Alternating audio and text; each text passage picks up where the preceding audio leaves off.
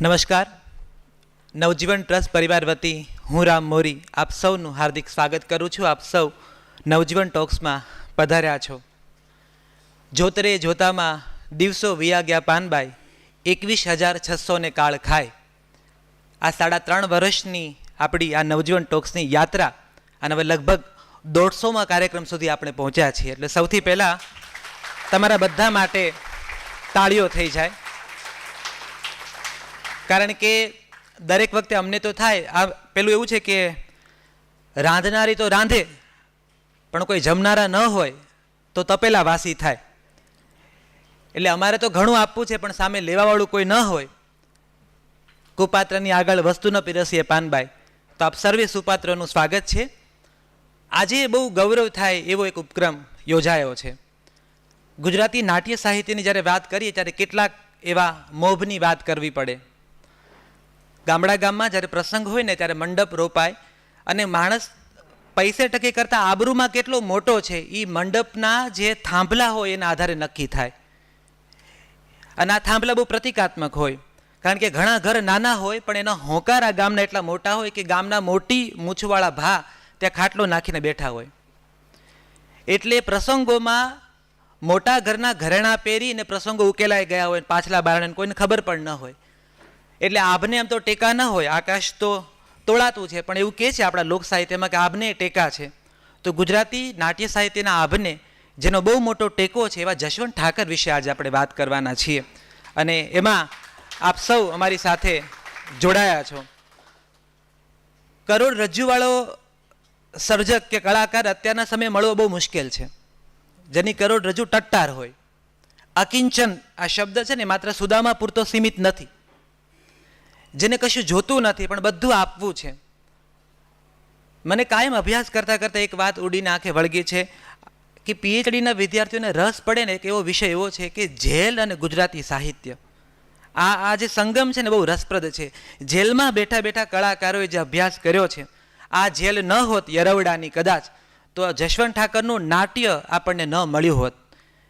એ જેલમાં બેઠા બેઠા નાટકના નને એને બરાબર ઘૂંટ્યો છે. માત્ર નાટક કર્યા નથી, આગળની પેઢી નાટક કરતી રહે એટલા માટે કોડિયામાં એને ઘી પૂર્યું છે. નાટકના મંચ પર પડદો હજી પડ્યો નથી. જ્યારે પણ એકા કોયલ અને મોર અને પોપટ શાંત થઈ જાય તમારા ખિસ્સાના, એવી એક તમને ખાસ નમ્ર નિવેદન કરું છું.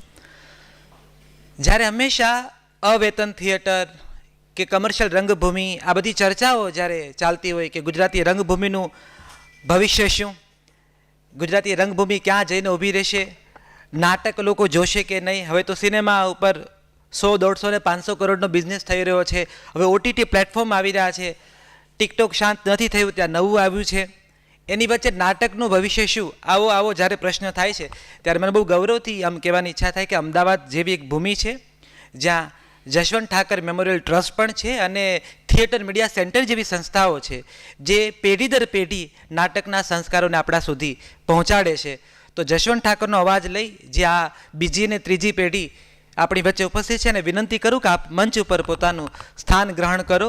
જશવંત ઠાકરના દીકરી, જાણીતા નિર્માતા, અભિનેત્રી, દિગ્દર્શિકા અદિતિ દેસાઈ, જશવંત ઠાકોરના દોહિત્રી આરજે અભિનેત્રી દેવકી.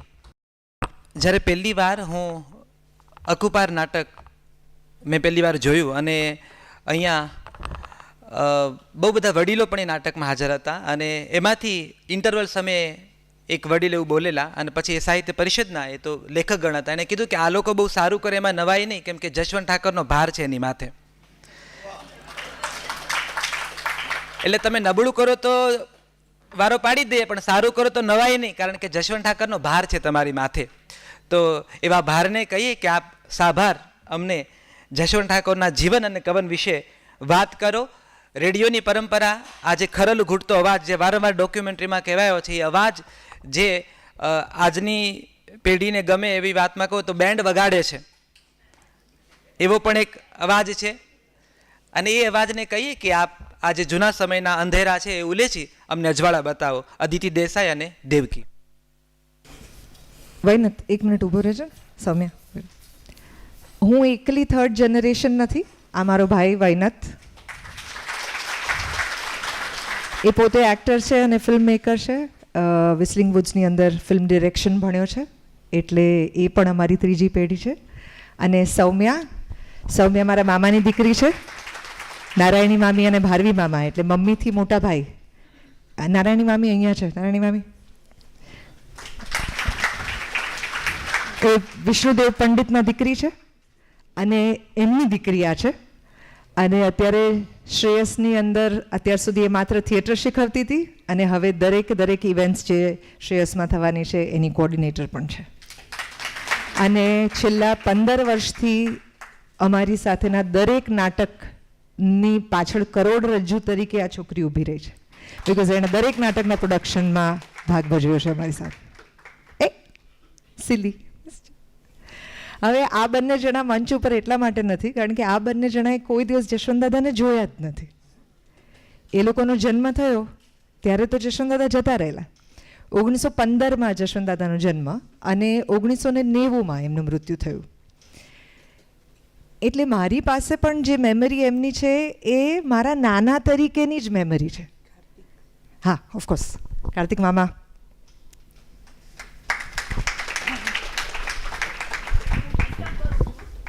જશવંત, એક મિનિટ રક્ષાબેન,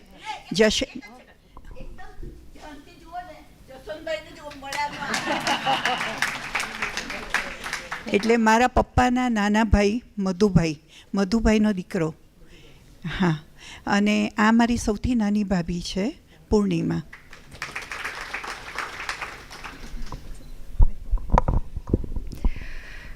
સો ફેમિલી ઇન્ટ્રોડક્શન એટલા માટે પણ છે કારણ કે આમાંના ઘણા બધા લોકો છેલ્લા આટલા વર્ષોથી નાટકમાં એવી જ રીતે સક્રિય છે જેવી રીતે અમે સક્રિય છીએ. અને એ લોકોએ પણ આની અંદર એવું જ કોન્ટ્રીબ્યુશન કર્યું છે. સો આઈ વોઝ સેઇંગ કે હું 8 વર્ષની હતી જ્યારે જશવંતદાદા ગુજરી ગયા. અને મારી લાસ્ટ મેમરી મને એ યાદ છે કારણ કે મારી જિંદગીમાં મેં પહેલું મૃત્યુ કોઈ જોયું હોય તો એ જશવંતદાદાનું હતું. એટલે એમને જ્યારે ઠાઠડીમાં લઈ જતા હતા બહાર, ત્યારે હું એમની પાછળ છેક દરવાજા સુધી દોડેલી કારણ કે મને સમજાતું નહોતું કે આ ક્યાં લઈ જાય છે. અને અમારું ટાગોર પાર્કનું જે ઘર છે ત્યાં બહાર એક ઓસરી છે જેને ઇવેન્ચ્યુઅલી એમણે પોતાનો બેડરૂમ બનાવેલો, so that every one who comes in એણે છેક ના અંદર આવવું પડે ને એમણે બહાર છેક ના આવવું પડે. તો બહાર એક પલંગ રહેતો અને એની ઉપર જશવંતદાદા હોય અને દરવાજો હંમેશા ખુલ્લો જ હોય.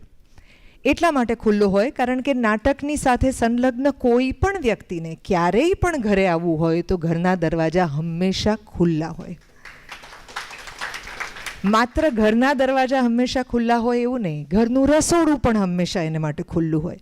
એટલે અમારા ઘરની અંદર હંમેશા એવી રસોઈ બનેલી જ હોય જે ડાઇનિંગ ટેબલ પર પડેલી જ હોય કે જે કોઈ પણ ઘરે આવે તો જમી શકે. એટલે ખાલી લોજમાં મદદ કરે એવું નહીં, ઘરે પણ એવું જ હોવું જોઈએ. અને એટલા માટે ભારતીબા મારી નાની જે છે એનું પણ એટલું જ કોન્ટ્રીબ્યુશન છે કારણ કે મમ્મી એના વિશે વધુ વાત કરશે કારણ કે મારા નાના તો જે છે એ બધા રેગ્યુલર ફાધર્સની જેમ બ્રીફકેસ લઈને કામે જાય અને મમ્મી ઘરે રહે એવું નહોતું, અમારે ઊંધું હતું.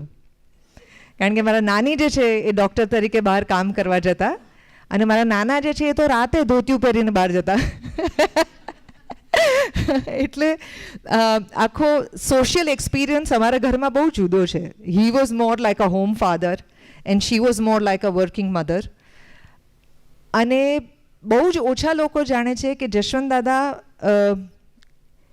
એ એટલા બધા તેજસ્વી હતા કે બીજે મેડિકલ સ્કૂલની અંદર એમને એડમિશન મળેલું ને એકચ્યુઅલી ડૉક્ટર બનવાના હતા. અને ત્યાંથી પછી એ વખતે જે ઇન્ડિપેન્ડન્સ મૂવમેન્ટની અંદર જોડાયા અને પછી જે ફંટાયા તો એ ફંટાતા લગભગ 7-8 સત્યાગ્રહનો ભાગ બન્યા.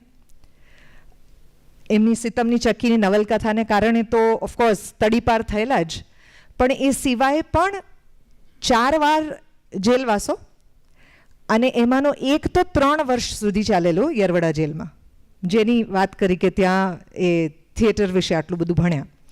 પણ લગભગ 28 વર્ષની ઉંમર સુધી તો એક ક્રાંતિકારી તરીકે, એક એક્ટિવિસ્ટ તરીકે જ જીવ્યા છે.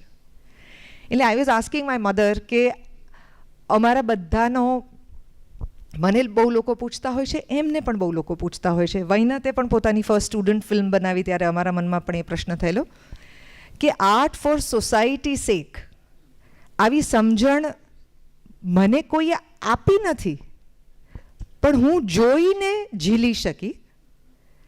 મમ્મીને કોઈ આપી નથી, એમણે પણ જોઈને ઝીલી. કોઈને જવાબદારી, કમ્પલ્ઝન, તમારે પણ આ કરવું પડશે, આ જ રસ્તા પર ચાલવું પડશે, એવો કોઈ હઠાગ્રહ ઘરની અંદર રહ્યો નથી. અને ખબર નથી કેવી રીતે અમે આ કરવા માંડ્યા છીએ, ખબર નથી કેવી રીતે આ અમારું પર્પસ બની ગયો છે, ખબર નથી કે અમે કેવી રીતે છેવાડાના માણસની વાત જે છે એ મંચ ઉપર લાવવા માટે કે રેડિયો પર લાવવા માટે મજબૂર થઈ જઈએ છીએ. અને હાઉ ડઝ દેટ હેપન? મે બી લોકો જે કહેતા હોય છે કે જેનેટિક્સ વર્ક્સ, એટલે અમને બીજા રોગ આપ્યા છે કે નહીં એ ખબર નથી, પણ આ ભેખ ચોક્કસ આપ્યો છે જેનેટિક્સની અંદર. નાઉ બિકોઝ મેં તમને કીધું કે હું તો 8 વર્ષની હતી ત્યારે એ જતા રહ્યા. સો જેમ મેં તમને કીધું કે હું 8 વર્ષની હતી, એટલે જેમ તમને આ મોકો મળે છે જશવંત દાદા વિશે ઘણું બધું જાણવાનો, વૈનાત અને સૌમ્યા અને હું ત્રણેય જણા વાત તમને ખાનગીમાં કહીશું જ્યારે તમે અમને મળશો ત્યારે, કે અમે અમારા મમ્મીને કોઈ પણ આવા સવાલો પૂછીએ તો એ એવું જ કહે છે કે મને કંઈ યાદ નથી. એટલે આજે જબરદસ્તી છે કે આજે બધી યાદ જે છે એ એમણે કહેવી જ પડશે, કારણ કે હું એકલી કે એકલો વૈનાથ કે એકલી સૌમ્યા અહીંયા નથી બેઠા કે જે અહીંયા યાદગીરીની માંગણ તરીકે હોય.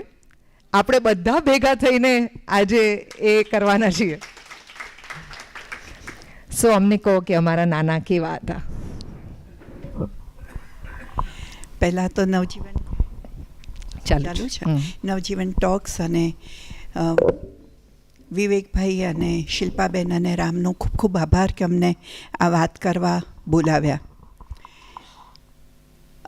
લાલુભાનો હું ખાસ આભાર માનું છું. લાલુભાઈ 1 મિનિટ ઊભા થાઓ ને. કારણ કે સીતમની ચક્કી નવલકથા જે મારા ફાધરની બેન થયેલી એ અમે કોઈએ વાંચેલી નહીં, અમારા હાથમાં આવેલી નહીં, કારણ કે અંગ્રેજોએ બેન કરેલી. પણ વર્ષો પછી, એટલે હું, લાલુભા, પરેશ નાયક જેને તમે જોયો, અમિતા, અમે બધા સાથે ભણ્યા છીએ. અને લાલુભા રવિવારીમાં ગયા ગુજરીમાં, અને એમણે સીતમની ચક્કી જોઈ અને એમણે લઈ લીધી. આજે પણ હું વાત કરું મારા રૂંવાડા ઊભા થાય છે, અને મને આપી. એટલે અમારી પાસે સીતમની ચક્કી છે જેની ઝેરોક્સ આજે હું લઈને આવી છું. એટલે અમને ખબર પડી કે એમાં એવું શું લખ્યું હતું કે અંગ્રેજોએ બેન કરવી પડી. તો હું સૌનો આભાર માનું છું. એમના કેટલાક સ્ટુડન્ટ્સ પણ આજે આવ્યા છે, જેમ કે રક્ષાબેન છે, એમ જ્યોત્સનાબેન પાછળ બેઠા છે, જ્યોત્સના ઓડેદરા, જેમનો તમે ઇન્ટરવ્યૂ વિડીયોમાં જોયો. અને જયકૃષ્ણ રાઠોડ, જે પપ્પાના છેલ્લા પ્રોડક્શનના ભાગ હતા અને ખૂબ સાથે એમણે કામ. જયકૃષ્ણ ઊભો થાય ને 1 મિનિટ. એટલે એવા એમના સ્ટુડન્ટ્સ પણ આજે આવ્યા છે. તમારા સૌનો આભાર માનું છું કે તમે આજે આવ્યા છે. મનવિતાબેન પણ આવ્યા છે. મનવિતા ઊભી થા. હસમુખ બારાડી, જેને આપે જોયા, એમની દીકરી છે આ. અને એટલે આજે ઘણા બધા એવા લોકો આવ્યા છે કે જે લોકોએ સીધી આડકતરી રીતે પપ્પાની સાથે કામ કર્યું છે, પપ્પાના કામને આગળ વધારવામાં મદદ કરી છે અને પપ્પાનું કન્ટ્રીબ્યુશન જીવતું રાખ્યું છે. હવે કોણ હતા જશવંત દાદા? મોટાભાગનું તમે આ ફિલ્મમાં જોઈ લીધું. આ ફિલ્મ 2005માં બની હતી, 5-6માં, અને 2012માં સરકારનો આને એવોર્ડ મળેલો છે આ ડોક્યુમેન્ટરીને.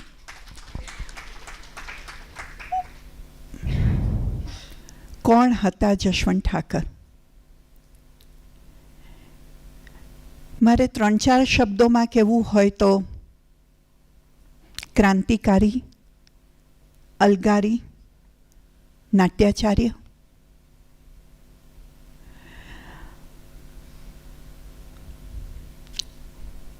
ગરીબ બ્રાહ્મણ કુટુંબમાં જન્મેલો એ દીકરો, બીજા નંબરનો, સૌથી મોટા કમલેશ કાકા, પછી મારા પપ્પા અને પછી કાર્તિકભાઈના પપ્પા મધુભાઈ,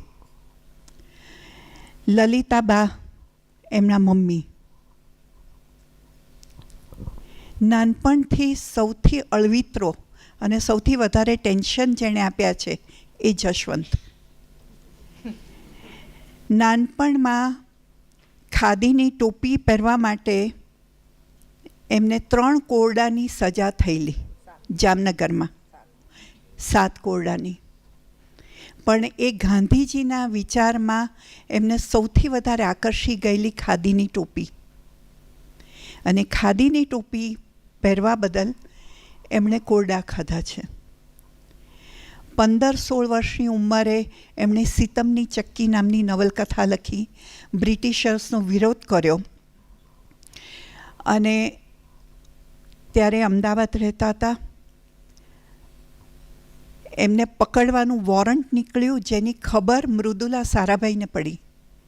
મૃદુલા સારાભાઈએ મેસેજ મોકલાવ્યો કે તમે અહીંથી જતા રહો. એટલે એ ભૂગર્ભમાં ચાલ્યા ગયા. ત્યાં મૃદુલાબેને એમને શોધી કાઢ્યા અને કહ્યું કે જશનભાઈ તમે મુંબઈ ચાલ્યા જાઓ. તો કે હા મારે જવું જોઈએ. પણ એ ઊભા રહ્યા. એટલે મૃદુલાબેનને ખબર પડી કે કદાચ આની પાસે પૈસા નથી જવાના. ઘરેથી ભાગી ગયેલા, આમ તો સાધુ બનવા, અને આવા અનેક કામો એમણે કરેલા. તો મૃદુલાબેને 30 રૂપિયા આપ્યા અને એમના મિત્ર એમને કહ્યું કે તમે 2 જણા મુંબઈ ભાગી જાઓ. અને રાતની ટ્રેનમાં એ લોકો અંધારામાં મુંબઈ ભાગી ગયા અને બચ્યા. આ વોરંટ વર્ષો સુધી ચાલુ રહ્યું.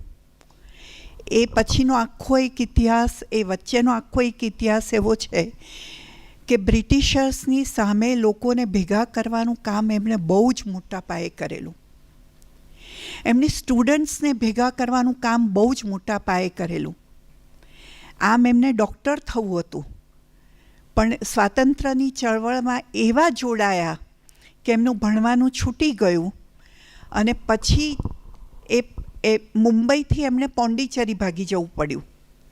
કારણ કે પાર્ટી ઓફિસે કહ્યું, એ કમ્યુનિસ્ટ હતા, એટલે પાર્ટી ઓફિસે કહ્યું કે આ એક જ જગ્યા છે કે જો તમે પોંડિચેરી ભાગી જશો તો તમે બચી જશો. કારણ કે ત્યાં ફ્રેન્ચ હકુમત હતી અને બ્રિટિશર્સ પહોંચી શકે એમ નહોતા. એટલે 2 વર્ષ એ શ્રી અરવિંદ અને માતાજી સાથે રહ્યા. 15-16 વર્ષનો છોકરો 2 જોડી કપડાં લઈને ભાગેલો શ્રી અરવિંદના આશ્રમમાં, અને ત્યાં યોગા શીખ્યા, ત્યાં ગુજરાતી સાહિત્ય શીખ્યા અંબુભાઈ પુરાણી પાસે, છંદો શીખ્યા, અને ત્યાં બેસીને 2 વર્ષમાં એમણે 17 પુસ્તકો લખ્યા. એ 17 પુસ્તકો છપાયેલા છે, અને 17 પુસ્તકોમાં કવિતાઓ, વાર્તાઓ, એમની પહેલી નવલકથા વલકલ, ઉપરાંત નિબંધો, આ બધાનું એક કલેક્શન પછી મોડેથી પબ્લિશ થયું.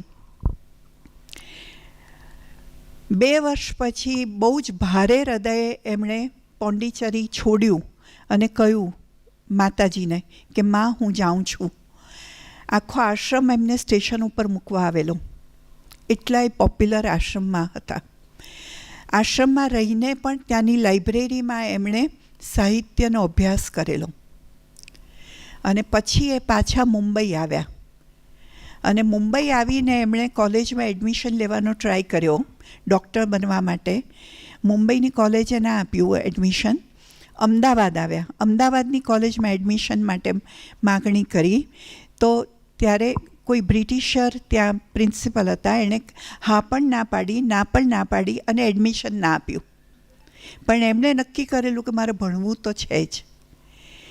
એટલે ભણવા માટે એમણે એવું કર્યું કે 1 ટર્મ અમદાવાદમાં એડમિશન લે, બીજી ટર્મ એ સુરતમાં એડમિશન લે, અને ત્રીજી અને ચોથી ટર્મ એ મુંબઈમાં એડમિશન લે. અને આ બધી જગ્યાએ એડમિશન લઈ ભણે તો ખરા, કારણ કે તો બહુ બ્રાઇટ હતા, એટલે ભણે તો ખરા, પણ સાથે સાથે વિદ્યાર્થી ચળવળને એમણે આગોતરી કરી. એટલે કે અમદાવાદના વિદ્યાર્થીઓ, સુરતના વિદ્યાર્થીઓ અને મુંબઈના વિદ્યાર્થીઓને સાંકળ્યા. શેને માટે? હરિપુરામાં કોંગ્રેસ અધિવેશન ભરાવાનું હતું, અને એમાં વિદ્યાર્થીઓને લઈ જઈ અને વિદ્યાર્થીઓ પોતાની સાથે થતા અન્યાયની વાત કરે એને માટે તૈયાર કર્યા. આ હતા તારા નાના. 19 વર્ષ પછી એ પોતાની મા સાથે 19 દિવસ રહ્યા, અને માએ, કારણ કે દીકરો ઘરેથી ભાગી ગયો છે એટલે સોનું પહેરવાનું છોડી દીધેલું, ગળ્યું ખાવાનું છોડી દીધેલું. આવો પ્રભાવ હતો જશવંતનો. જશવંત અને એના મોટા ભાઈ કમલેશભાઈ, એ 2 જણા મંદિરમાં, એટલે સ્વામિનારાયણ મંદિરમાં મંજીરા વગાડવા જતા. અને સ્વામિનારાયણ મંદિરમાં જે કુસ્તીનું મેદાન હતું અને જ્યાં અખાડો હતો, એ અખાડામાં ક્રાંતિકારીઓ આવતા, અને બધા જ ક્રાંતિકારીઓ સાથે પરિચયમાં આવ્યા.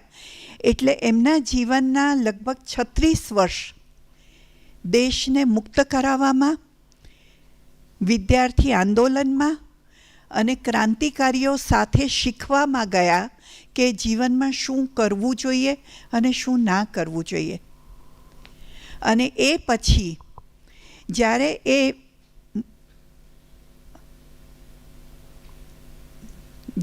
એ પોંડિચેરીથી પાછા આવ્યા ત્યારે અંબુભાઈ પુરાણીએ કમા મુનશી, ત્યારે મુંબઈમાં મિનિસ્ટર હતા, એમને ફોન કરીને ને પત્ર લખીને કહ્યું કે જશવંત ઉપરનું વોરંટ પાછું ખેંચાવી લો. અને કમા મુનશીએ કહ્યું કે જશવંતને કહો કે મને આવીને મળે. અને એ પોંડિચેરીથી પહેલાં મુંબઈ ગયા, કમા મુનશીને મળ્યા, એમણે વોરંટ પાછું ખેંચાવડાવ્યું જે પેલા પુસ્તક ઉપર હતું ને. અને પછી એ શાંતિથી રહી શક્યા. એટલે કમા મુનશીનો એમના જીવનમાં બહુ મોટો ફાળો છે. એવા અનેક ક્રાંતિકારીઓનો ઉલ્લેખ છે. મારે માટે આ સમય સાવ અજાણ્યો છે, કારણ કે ત્યારે મારો જન્મ નહોતો થયો. મારી કોઈ વિઝ્યુઅલ મેમરી નથી. જે આપણી પાસે એકમાત્ર મેમરી છે એ મનુભાઈ પાલખીવાળાએ એમની બાયોગ્રાફી લખી છે. અને એ બાયોગ્રાફીના પહેલા ભાગમાં એમણે બેસાડીને બહુ જ ડિટેલમાં લખાવ્યું છે કે કેવા કેવા અન્યાય થતા અને કેવી રીતે ભૂગર્ભમાં ચાલી જતા. હવે તમે વિચારો કે 15-16 વર્ષનો છોકરો 6 વાર ભૂગર્ભમાં ભાગી ગયો હોય. એના ઝોલામાં એવા પુસ્તકો રહેતા હોય કે બોમ્બ કેવી રીતે બનાવવાનો, જેનું ટાઇટલ હોય કે વનસ્પતિ શાસ્ત્રનું પુસ્તક છે. આટલી હિંમત એનામાં ક્યાંથી આવી? ઘરમાં તો કોઈ એવી વ્યક્તિ હતું જ નહીં. મારા ફાધરના ફાધર એ તો જામનગરમાં સરકારી નોકરી કરતા હતા, જે કાળક્રમે છોડીને એ લોકો નડિયાદ આવીને વસ્યા. અને જામનગરમાંથી પણ એમને કાઢી મૂકવામાં આવેલા. એ ત્યાં સરકારી નોકરી કરતા હતા, પણ એટલો બધો પ્રોટેસ્ટ થયેલો કે જામ સાહેબે કહ્યું કે આ જશવંતને કહો, જશવંતને તમે ક્યાંક બીજે મોકલી દો, એ જામનગરમાં નહીં રહી શકે. કારણ કે જ્યાં પણ અન્યાય થાય ત્યાં જઈને ઊભા રહે અને વિરોધ કરે. જ્યાં પણ અન્યાય થાય, પછી એ સરકાર સામેનો હોય, એ રાજ સામેનો હોય કે બ્રિટિશર્સ સામેનો હોય, નોકરો સામેનો પછી. એ પહેલાં એમણે હળપતિઓને ભેગા કરીને સંમેલન કર્યું હતું સુરતમાં, બહુ જ મોટું, અને એમનું સંગઠન કરેલું. એટલે એમને સ્લોલી આ વિષયમાં બહુ રસ પડેલો કે જ્યાં પણ ખોટું થાય એનો વિરોધ કરો. અને એને એ એનર્જીને એમણે કન્વર્ટ કરી ભવિષ્યમાં નાટકમાં. એટલે એમના તમામ નાટકોમાં તમે જુઓ તો કોઈક ને કોઈક એવો પ્રોટેગોનિસ્ટ હોય કે જે તમને સામાન્ય નાટકોમાં જોવા ના મળે, અને એવા જ નાટકોની પસંદગી કરતા કે જેમાં અન્યાયનો વિરોધ કરવાનો આવે. બહુ ફની ઇન્સિડન્ટ્સ પણ થયા છે. દાખલા તરીકે એ એકવાર નારી પાત્ર ભજવતા હતા. એક નાટકમાં એ ફિમેલ રોલ કરતા હતા અને સેકન્ડ એક્ટ શરૂ થયો અને એમની માથા ઉપરની વીગ નીકળી ગઈ. પ્રેક્ષકો ખડખડાટ હસવા માંડ્યા. પ્રેક્ષકોની સામે જ ઊભા રહીને એમણે વીગ ગોઠવી અને નાટક પૂરું કર્યું.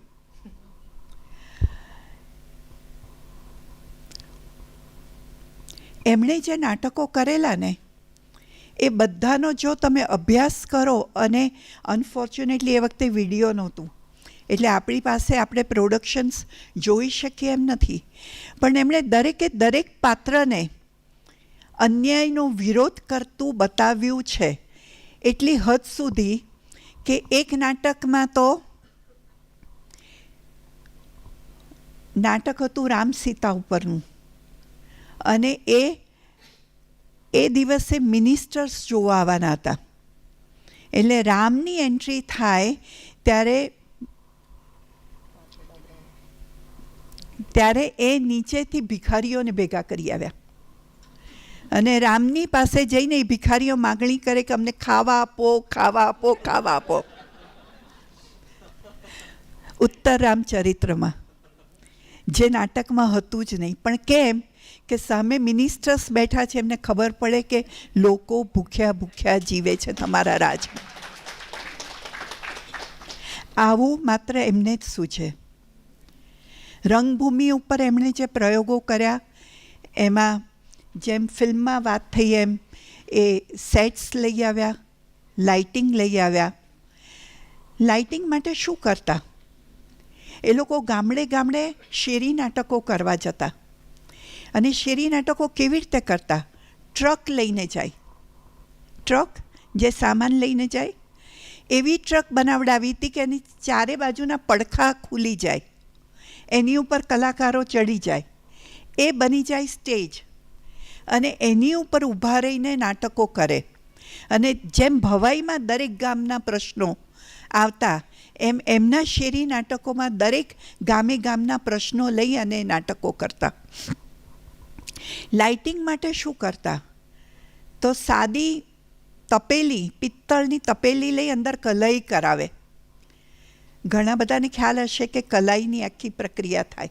એની અંદર બલ્બ મૂકે અને એને ઓન કરે એટલે પ્રકાશ ખૂબ ફેલાય. એવી રીતે એમણે લાઇટના ઇક્વિપમેન્ટ્સ વસાવેલા અને લોકોમાં પોપ્યુલર કરેલા, અને વિદ્યાર્થીઓને તાલીમ આપેલી કે કોઈ પણ પૈસો ના હોય તોય તમારે થિયેટર કરવાનું. એમના હાથ નીચે 3 થિયેટર કોલેજ ચાલી અને 5 ગ્રુપ્સ ચાલ્યા, જેમાં ભરતનાટ્યપીઠ એમનું પોતાનું ગ્રુપ થયું.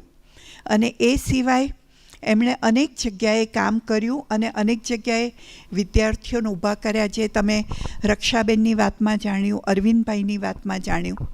અને આ મોટા ભાગના એમના હાથ નીચે તૈયાર થયેલા વિદ્યાર્થીઓ આજે પણ થિયેટર કરે છે. એટલે ક્રાંતિકારી માણસ કે જે પોતાની ક્રાંતિની વાત ફેલાવવા માટે નાટકનો ઉપયોગ કરે છે, એ પ્રકારની સ્ક્રિપ્ટો લખે છે અને લખાવડાવે છે, એ પ્રકારના પ્રોડક્શન્સ કરે છે. જેમ કે દાખલા તરીકે એમણે સીતા નાટક કર્યું, જેમાં પ્રભાબેન કામ કરતા હતા. એ સીતા નાટકે બહુ જ ખોટ ખાધી હતી. એમની પાસે પૈસા નહોતા અને ઉપરથી દેવું થઈ ગયેલું. એની પાછળનું કારણ શું હતું કે મોરારજી દેસાઈએ કહેલું કે તમને સામ્યવાદીઓને અહીંયા નહીં આવવા દઉં ગુજરાતમાં. અને જશવંતે કહ્યું કે હું તો આવીશ એટલું નહીં, નાટક કરીશ અહીંયા. અને સીતા નાટકના જેટલા શો થયા એ વખતે એ ગુપ્તચરોને મોકલતા, ઓડિયન્સમાં કોણ કોણ આવ્યું છે એની યાદી એમની પાસે પહોંચી જતી, અને આટલી મોટી થ્રેટ સાથે પણ એમણે નાટકો કર્યા અને અમદાવાદને પોતાનો અડ્ડો બનાવ્યો.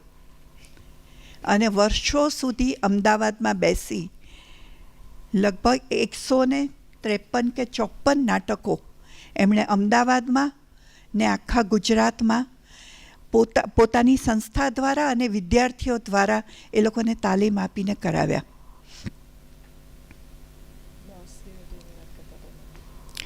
હા, સીતા નાટકમાં જે લોસ ગયેલો એ લોસ ભરવા માટે એમણે નક્કી કરેલું કે એ બધાને પૂછ્યા કરે કે કયો ધંધો કરું તો મારો લોસ જતો રહે. તેમે કટલરીનો ધંધો કરેલો, કટલરીની લારી કરેલી, અને 2 દિવસ સુધી કટલરીની લારી ઉપર ઊભા રહ્યા. અને કોઈક અમદાવાદના ખૂબ જાણીતા શેઠિયાને ખબર પડી. એમણે જઈને કહ્યું કે જશનભાઈ આ શું કરો છો? કટલરીની આખી લારી ખરીદી લીધી, જશનભાઈને પૈસા આપ્યા અને બધી કટલરી ગરીબોમાં વેચી દીધી. આવી રીતે એક બીજો ધંધો એમના કોઈક મિત્રે સૂચવ્યો હતો કે પેલી કૂપન્સ આવે ને, જેમ આપણે અરજી આવે છે એ પહેલાં પણ આવતી, તો છાપાની કૂપન્સ કાપી કાઢવાની અને પછી મફતમાં માલ લઈ આવવાનો અને પછી પૈસા આપીને વેચવાનો. તો એમના મોટા ભાઈને ખબર પડી, કમલેશ કાકાને, અને એમણે જઈને જશવંતને ખખડાવ્યો કે આ બેઈમાની છે, આવા ધંધા આપણાથી ન કરાય. એટલે 2 બિઝનેસ કરવા ગયેલા જેમાં ફેલ નીવડ્યા હતા અને ક્યારેય એ બિઝનેસ જિંદગીમાં કરી શકેલા નહીં. પણ પૈસા વગર જ રંગભૂમિ, અથવા બહુ જ ઓછા પૈસાથી એણે રંગભૂમિ કરેલી. જેમ હસમુખભાઈ કહે છે ને કે એમની પાસે પૈસા નહોતા જમવાના, તો એ આર્ટિકલ લખીને કે નાટકો લખીને પૈસા ભેગા કરતા. એવી રીતે ભરતનાટ્ય પીઠ માટે કે નવા નાટક માટે પૈસા ભેગા કરીને નાટકો કરતા. એમને છે ને તે એમના હાથ નીચેના સ્ટુડન્ટ્સ બહુ જબરજસ્ત મળ્યા. એટલું જ નહીં, એમના સહકાર્યકરો બહુ જબરજસ્ત હતા એમની સાથે. એમાં ચીનુભાઈ સોજના કરીને એક ભાઈ હતા, અને બાબુ પટેલ. બાબુ પટેલે રંગનો વેપાર અમદાવાદમાં કરતા. એ ઇનડિરેક્ટલી એમને ખૂબ મદદ કરતા. અને ચીનુભાઈ સોજનાની માસ્ટરી હતી કે 5 સેકન્ડમાં તમારે સ્ટેજ ઉપરથી બધો સામાન કાઢી અને બીજું બધું ગોઠવવું હોય, ફરતો રંગમંચ કેવી રીતે બનાવી શકાય, આ બધું ચીનુભાઈ સોજનાના વિચારથી થયું અને એ આટલા બધા એક્સપેરિમેન્ટ કરી શક્યા. એવી રીતે એમને લાઇટવાળા નગીન કાકા જબરજસ્ત મળેલા, જે HKમાં કામ કરતા હતા, અને એમની સાથે મળીને એમણે લાઇટિંગમાં ઘણા બધા એક્સપેરિમેન્ટ્સ કર્યા. એ ટિકિટ બારી ઉપર વર્ષમાં 1 વખત જતા જ કાંકરિયાના ઓપન એર થિયેટરમાં, મને બરાબર યાદ છે, રક્ષાબેન પણ એની પૂર્તિ કરશે, કે 3 થી 4 દિવસનો ફેસ્ટિવલ થતો. કેમ કાંકરિયાના ઓપન એરમાં કરતા? ત્યારે જયશંકર સુંદરી હોલ નહોતો, પણ પ્રેમાભાઈ હોલ હતો, ટાઉન હોલ હતો. એ બધું મૂકીને કાંકરિયાના ઓપન એરમાં એ નાટકો કરવા જતા, જેથી અમદાવાદના કામદારો, મિલ કામદારો નાટકો જોવા આવી શકે. એમના એરિયામાં જતા અને ટિકિટના ભાવ 1 રૂપિયો, 2 રૂપિયો, 3 રૂપિયા અને 5 રૂપિયા રાખતા. અને એવા 4 દિવસના ફેસ્ટિવલમાં મેં અને રક્ષાબેને, કદાચ જ્યોત્સનાબેને પણ કામ કર્યું છે. એટલે આ પ્રકારની રંગભૂમિ કરવી એ વખતે પણ બહુ જ અઘરી હતી અને આજે એ બહુ અઘરી છે. અને જે હસમુખભાઈ સવાલ ઉઠાવે છે ને, બહુ જ જરૂરી છે. સરકાર કલાકારોને પોતાના કાર્યક્રમોમાં રસ્તા ઉપર લઈ જાય છે, ડાન્સ કરાવડાવે છે, ને પ્રેઝન્ટ કરે છે કે અમારું કલ્ચર આ જબરજસ્ત છે. એમની પાસે રાસ ગરબા કરાવે, આ કરે તે કરે. પણ કલાકારો કઈ પરિસ્થિતિમાં જીવે છે એનું ધ્યાન સરકારે ક્યારેય આપ્યું નથી. અને આ મુદ્દે મારા પપ્પાને અને સરકારના પ્રતિનિધિઓને ખૂબ ઝઘડા થયા છે, ખૂબ ધમકીઓ આપવામાં આવી છે એમને. કેટલી વાર જેલમાં નાખી દઈશું એવું કહેવામાં આવ્યું છે. વારંવાર એમને ભૂગર્ભમાં જતા રહેવું પડ્યું છે. અને મને યાદ છે, એટલે હવે મારી મેમરી શરૂ થાય છે કે હું નાની હતી ત્યારે કમ્યુનિસ્ટ પાર્ટીના લોકો આવીને અમારા ઘરે સંતાતા, અને જેવા એ લોકો આવી જાય એટલે બધા બારી બારણા બંધ કરી દેવાના અને ઘરમાં બહાર તાળું મારીને જતા રહેવાનું. આવા દિવસો મેં જોયા છે. જેમ મારા પપ્પા બહુ જબરજસ્ત હતા ને, એમ મારી મા જબરજસ્ત હતી. મારી મા ડૉક્ટર હતી, એ પણ કમ્યુનિસ્ટ બાપની દીકરી હતી. વજુભાઈ શુક્લ એ મારા નાના રાજકોટમાં બહુ જ જાણીતા કમ્યુનિસ્ટ, અને જવાહરલાલ નહેરુ જેવા દેખાતા. એટલે જવાહરલાલ નહેરુ જ્યારે રાજકોટ આવ્યા ત્યારે એટલી બધી પબ્લિક થઈ ગઈ હતી કે વજૂદ દાદાને ઊભા રાખીને પાછલા બારણેથી જવાહરલાલને લઈ ગયેલા, અને વજૂદ દાદાને લોકોએ હારતોરા કરેલા. આ વજૂદ દાદાને વારંવાર જેલમાં પૂરવામાં આવતા, અને મારી મા સૌથી મોટું બાળક ભારતી એનું નામ, આમ એનું નામ રમણ ગૌરી પાડેલું, કારણ કે પહેલું બાળક ને એટલે છોકરો હોવો જોઈએ એટલે રમણ, અને પછી આવી દીકરી એટલે ગૌરી, અને પછી એમાંથી એનું નામ ભારતી થયું. તો ભારતી પોતાના ઘરમાં એક ઘૂંઘરિયાળા વાળવાળો કૂક હતો, એને લઈને જતી જેલમાં, અને પેલાના વાળમાં ચિઠ્ઠીઓ સંતાડી રાખતી, અને બે જણા પપ્પા એટલે દાદાને મળવા જતા, વજુ દાદાને, અને એમને સંદેશા પાર્ટી ઓફિસના પહોંચાડવાના. તો એ ચિઠ્ઠી ધીરે રહીને સરકાવી દેતા, અને એ ચિઠ્ઠી એવી રીતે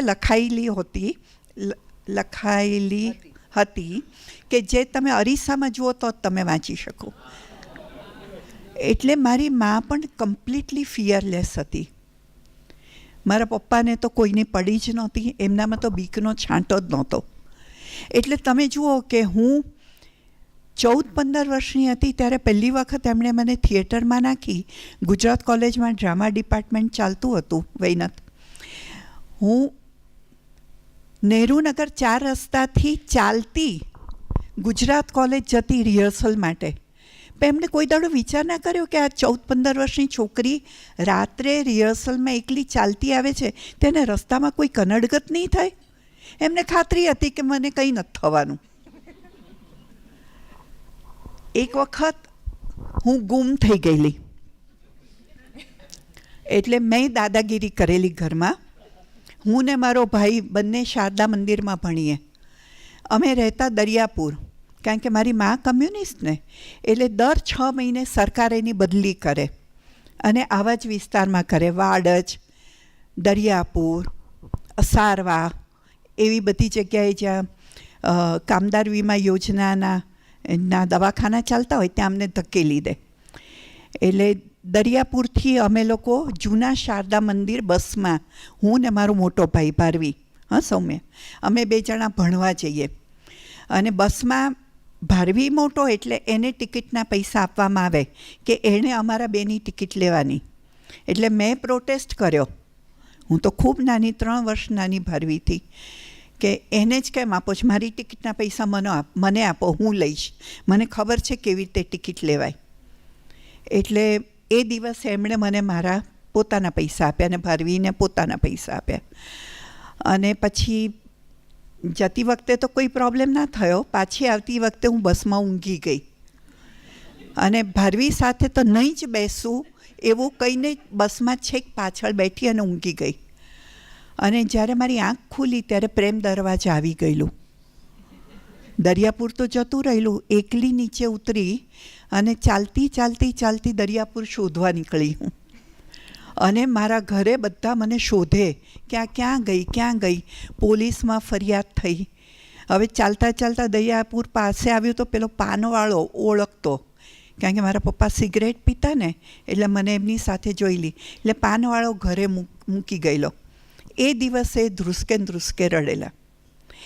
એકવાર એ રડેલા અને એકવાર મને ને ભારવીને ધ્રુસકે ધ્રુસકે એમણે રડાવેલા. કારણ કે મારો નાનો ભાઈ જયદેવ, એને એ પરચુરણ આપીને ગયેલા અને અમને ખબર પડી કે જયદેવ પાસે પરચુરણ છે અને ઉનાળાના દિવસો, ચાલો આ પૈસાના ગોળા ખાઈ લઈએ એમ કરીને અમે બધા પૈસા વાપરી નાખ્યા. રાત્રે આવ્યા અને પૂછ્યું કે પેલા પૈસા ક્યાં છે? તો કીધું કે તો અમને નથી ખબર એમ કરીને અમે જૂઠું બોલ્યા. અડધી રાત સુધી એ પોતે ઊંઘ્યા નહીં ને અમને ઊંઘવા ના દીધા.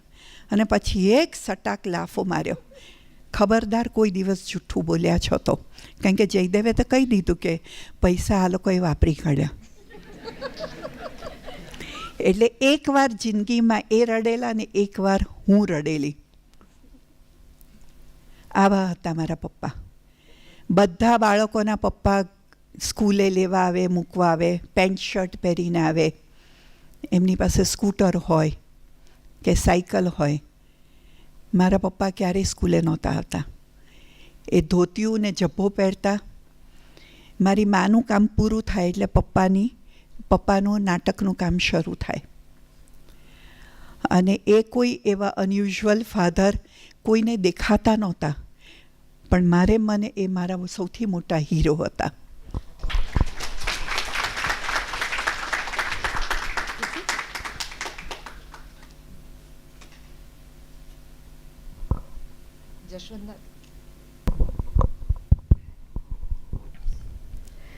જેટલા લોકોએ છેલ્લા સમયમાં જશવંતદાદાને જોયા છે એ બધાને ખબર નથી કે એ પહેલેથી જ એક પગેથી ખોળંગાતા હતા કે કંઈ થયું હતું. તું બધી વાતો મારી પાસે બોલાવડાવીશ.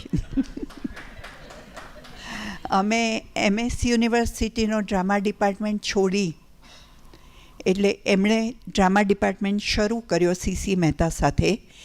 2 વર્ષ ત્યાં કામ કર્યું, ઘણા બધા વિદ્યાર્થીઓને ઊભા કર્યા. પછી હંસાબેન મહેતા સાથે એમને ડિફરન્સ ઓફ ઓપિનિયન થયા, જે થાય જ એમને કોઈની પણ સાથે થાય. એટલે ક્યાંય અન્યાય થાય એટલે ચાલવા માંડે. એટલે એણે કીધું કે હું જાઉં છું કરીને અમદાવાદ આવ્યા. અને પછી પાછા MS યુનિવર્સિટીમાં એમને બોલાવવામાં આવ્યા, એટલે બીજા 2.5 વર્ષ એમણે ત્યાં કામ કરેલું. પણ અમે જ્યારે અમદાવાદ આવ્યા ત્યારે અમને શારદા સોસાયટીમાં એક ઘર મળેલું અને ત્યાં અમે રહેતા હતા. હવે આવ્યા એટલે બધો સામાન આવ્યો. એ સામાનમાં બહુ જ ઓછો સામાન અમારો અને ઘણા બધા પુસ્તકો. એટલે મારી મા જે ડૉક્ટર, એ રવિવારના દિવસે પુસ્તકોનો ઢગલો આમ કરી લૂછીને પુસ્તકો ગોઠવતી હતી. અને હું મારા પપ્પાને પપલી લવલી કહેતી હતી.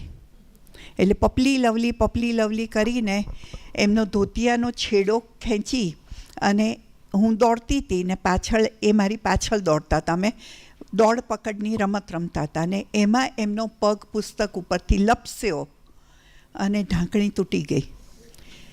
ફોર્ચ્યુનેટલી મારી મા ડૉક્ટર હતી એટલે તરત જ VS લઈ ગયા, ઓપરેશન થયું, ઢાંકણી કાઢી નાખવી પડી.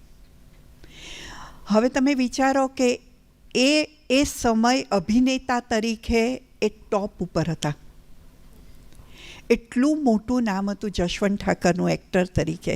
એ વખતે એમણે ઢાંકણી ગુમાવી. પણ આખી જિંદગીમાં ક્યારેય મને એવું ફીલ નથી થવા દીધું કે મારે કારણે એમની પગની ઢાંકણી ગઈ. અને અભિનેતા તરીકે એમને કેટલું બધું સહન કરવું પડ્યું. કોઈ દિવસ મને કહ્યું નથી કે ઘરમાં પણ કોઈને કહ્યું નથી, પણ ખૂબ એમણે સહન કરેલું. કારણ કે એ લંગડાતા હતા અને એમાંનું ઘણું બધું મારામાં પણ આવ્યું છે. એટલે હું પણ જરાક ડાબા પગે લંગડાવું છું, એટલે મને રામે પકડીને અહીંયા ચડાવવી પડી. સો જ્યારે ભરતનાટ્ય પીઠની ઓફિસ ઉપર હતી ત્યારે એ આવા જ પગે ઉપર ચડતા? હા, એ જે પેલો પાતળો દાદરો ગુજરાતી રંગભૂમિની પરિસ્થિતિ જેવો, અને ક્યારે તૂટી જશે દાદરો એ ખબર ના પડે એની ઉપર. એટલે એ બિચારા એકવાર ચડતા ને એકવાર ઉતરતા. અને બધાને ખબર કે એ દાળવડાના શોખીન હતા. એટલે જે પણ એક્ટર જાય એ બહારથી દાળવડા લઈને જાય, એટલે એ એમનું ડિનર, લંચ, નાસ્તો એ થઈ જતું. એવી રીતે એ સર્વાઈવ કરતા હતા. એમની તાલીમની મારે વાત કરવી છે. કેમ જશવંત ઠાકરે નટવર્ય કહેવાયા, કે સૌથી મોટા ડિરેક્ટર કહેવાયા ગુજરાતી રંગભૂમિ ઉપર? કારણ કે એમણે બહુ સાયન્ટિફિકલી એક્ટર્સને તૈયાર કર્યા છે. જૂની રંગભૂમિની પૂર્ણાહુતિ થઈ અને નવી રંગભૂમિની શરૂઆત થઈ. નવી રંગભૂમિની જ્યારે શરૂઆત થઈ ત્યારે વિષયો પણ બદલાયા અને પદ્ધતિ પણ બદલાઈ. અને એમાં એમનું મોટું કન્ટ્રીબ્યુશન શું હતું? રક્ષાબેન, જ્યોત્સનાબેન અને જયકૃષ્ણ ત્રણેય કહેશે કે કોઈ પણ સ્ક્રિપ્ટ લઈએ ને પહેલાં 6 મહિના માત્ર રીડિંગ કરાવતા. અત્યારે હું ને અભિનય 15 દિવસમાં રીડિંગ પૂરું કરીએ છીએ, કારણ કે હવે લોકોમાં, એક્ટર્સમાં એટલી ધીરજ નથી. પણ 6 મહિના સુધી રોજ વાંચન હોય, રોજ. હવે નવું શું હોય 6 મહિનામાં? પહેલે દાડે હોય એ જ અક્ષર 6ઠ્ઠા મહિને હોય ના. શબ્દો વચ્ચેની સમજ, વાક્ય, બિટવીન ધ લાઇન્સ, શું રાઇટર કહેવા માગે છે, આ બધી સમજ. અને જેમ કમલીની બહેને કહ્યું એમ, ક્યાં ભાર આપવો જેથી વાક્ય લોકો સુધી પહોંચે, આવી શિસ્તબદ્ધ તાલીમ એમણે અમને વાચિકમની આપી. એટલે આજે અમે લોકો વાચિકમ પણ કરીએ છીએ ને તો બધા કરતાં અગ્રેસર છીએ. એનો ખાસ શ્રેય મારા પપ્પાને જાય છે. આટલું ક્લીન અને સખત કામ એ અમારી પાસે કરાવતા, અને એવું કરાવતા કે જ્યારે ઊભા થઈને કોમ્પોઝિશન કરે ને ત્યારે બધાને આખી સ્ક્રિપ્ટ યાદ હોય, ખાલી પોતાનો રોલ નહીં, આખી સ્ક્રિપ્ટ યાદ હોય. અને આખી સ્ક્રિપ્ટ કોઈ પણ એક્ટર ક્યારે પણ ભજવી શકે, કોઈ પણ રોલ. એટલે રિપ્લેસમેન્ટ એને કારણે બહુ જ સહેલા પડતા હતા અભિનય, જે અત્યારે આપણને આટલું અઘરું પડે છે. હમણાં સમુદ્ર મંથનમાં મારી પીદોડી નીકળી ગઈ, 4 રિપ્લેસમેન્ટ આવ્યા તો. કારણ કે 4 એક્ટર્સ નોન એક્ટર્સ, એક્ટર્સ બહુ સારા પણ નોન ડાન્સર્સ. બધી જ તાલીમ અપાતી, સંગીતની તાલીમ, નૃત્યની તાલીમ. 6 મહિના સુધી રોજ જવાનું. અને એકનું એક કર્યા કરવાનું, કંટાળો તોય કર્યા કરવાનું. અને એમાં મારા માટે મુશ્કેલી વધારે એ હતી કે એક્ટર્સ બીજા બધા મોડા આવે અને સૌથી વધારે વઢ મને પડે. અને હું રડું કે મને કેમ કહો છો, હું તો સમયસર આવી ગયેલી. એટલે ઘરે આવીને મને સમજાવે કે બીજા બધા સમજી જાય ને કે કાલથી ટાઈમસર આવે, એટલા માટે હું તને વઢું. એવી રીતે મને ને કાર્તિકને બહુ વઢ પડી છે. કેમ કાર્તિક? હા, રક્ષાબેનને પણ વઢ પડી, જ્યોત્સનાને પણ કદાચ પડી. એનો બદલો હવે મારી અને સૌમ્યા સાથે એ લે છે. એવું કહીને કે મારા પપ્પાએ મારી જોડે આવું જ કર્યું હતું, એટલે હું તમારી સાથે એવું કરીશ એટલે બીજા એક્ટર્સ સમજી જશે, એવું હું કરું છું. એટલે હું ઘણી બધી રીતે નાટકનું કામ કરું છું ત્યારે હું મારા પપ્પા તરફી છું. બાકીનું જીવન જીવું છું ત્યારે હું મારા મમ્મી તરફી જીવું છું. પણ મારા મમ્મીએ મારા પપ્પાને બહુ સપોર્ટ કર્યો, એટલે અમે ભણ્યા, ગણ્યા, આગળ વધ્યા. નહીં તો મારા પપ્પાની તો આવક જ ક્યાં હતી. એકચ્યુઅલી એમની આવક નહોતી, એની પાછળ એ કમાતા નહોતા એવું નહોતું. એ આર્ટિકલ લખતા હતા જનતામાં, ગુજરાત સમાચારમાં, ઘણું બધું કામ કરતા હતા, ઘણી બધી જગ્યાએ કન્સલ્ટન્સી કરતા હતા. એમણે 3 ડ્રામા કોલેજ શરૂ કરી, એના ડિરેક્ટર થયા. તો આ બધા પૈસા ગયા ક્યાં? તે ગયા વિદ્યાર્થીઓમાં. કારણ કે એમણે ગાંધીજી પાસે વ્રત લીધું હતું, અપરિગ્રહનું, કે હું કશું જ ભેગું નહીં કરું. હવે વ્રત લેતી વખતે એમને ખબર નહોતી કે શેનું વ્રત લઈ રહ્યા છે. અને પછી ખબર પડી કે ધનનો કે કોઈ વસ્તુનો સંચય કરવાનો નહીં. એટલે એમની પાસે 2 ધોતી ને 2 કુર્તા અને 2 બંડી રહેતી વર્ષો સુધી. અને એ જે કાળો એક કુર્તો પહેરતા જે સેમી સિલ્ક જેવો હતો, કાળો ગ્રે કલરનો, કેમ કાર્તિક, એ કલકત્તાથી કપડું આવતું. પેલો માણસ આખો તાકો લઈને આવીને આપીને જતો રહે અને એને મારી મમ્મી પૈસા આપી દે ને 2 ધોતી વર્ષમાં લે. વર્ષમાં એક વખત મારા મમ્મી પપ્પાની એનિવર્સરી આવે ત્યારે મમ્મીને ખાદીની સાડી, ખાદી સિલ્કની, પાછળથી ખાદી સિલ્કની, પહેલાં ખાદીની સાડી ભેટ આપે અને નેક્સ્ટ પ્રોડક્શનમાં એ સાડી હિરોઈને પહેરી હોય. એટલે ઘરમાં જે પણ કંઈ હોય એ બધાનો ઉપયોગ નાટકમાં થતો. અરે એક વાર તો અમારે પણ અમારા મમ્મી કરે છે. અમારા કબાટ બિલકુલ સેફ નથી. હા, હમણાં જ અભિનયને 4 સાડીઓ આપેલી એના શૂટ માટે. એક વખત અમારે શર્વિલક કરવા, શર્વિલક અમારું બહુ જ જાણીતું નાટક, રછો પરીખનું, અને 70 કલાકારો, એટલે મારા પપ્પા 70, 50, 30થી નીચે. એ પણ મારા મમ્મી કરે છે. નાના નાટકો અમને નથી ફાવતા. એટલે મેં 2 કલાકારોવાળા નાટક કર્યા છે, પણ એમાં મને મજા નથી પડતી. આ પણ મારા પપ્પાની ફોર્ચ્યુનેટ કે અનફોર્ચ્યુનેટ તાલીમનો ભાગ છે કે કોમ્પોઝિશન્સ અને વધુ કલાકારો અને વધુ પ્રોટેસ્ટ એ નાટકમાં ન હોય અને બધી જનરેશન જો નાટકમાં ન હોય તો નાટકો નહીં કરવાના. અમારા નાટકોમાં બાળકો પણ હોય અને વડીલો હોય જ, અને વડીલોને લઈ જવાના અઘરા પડે, બાળકોને લઈ જવાના અઘરા પડે, અમે રસ્તા કાઢીએ, નાટકમાંથી કાઢી ના મૂકીએ પાત્રોને. તો શર્વિલકનો શો કરવા માટે અમને સુરત બોલાવેલા અને અમે બહુ હેપી હતા કે 70 જણાને સુરત બોલાવ્યા છે. અને MTB કોલેજ, અને MTB કોલેજમાં તે ભણેલા, મેં કહ્યું હતું ને તમને કે એક ટર્મ એડમિશન અમદાવાદ લે, એક ટર્મ MTBમાં લે અને પછીની 2 ટર્મ એ મુંબઈમાં એડમિશન લે, એવી રીતે ભણ્યા હતા. એટલે MTBમાં બધા ઓળખે.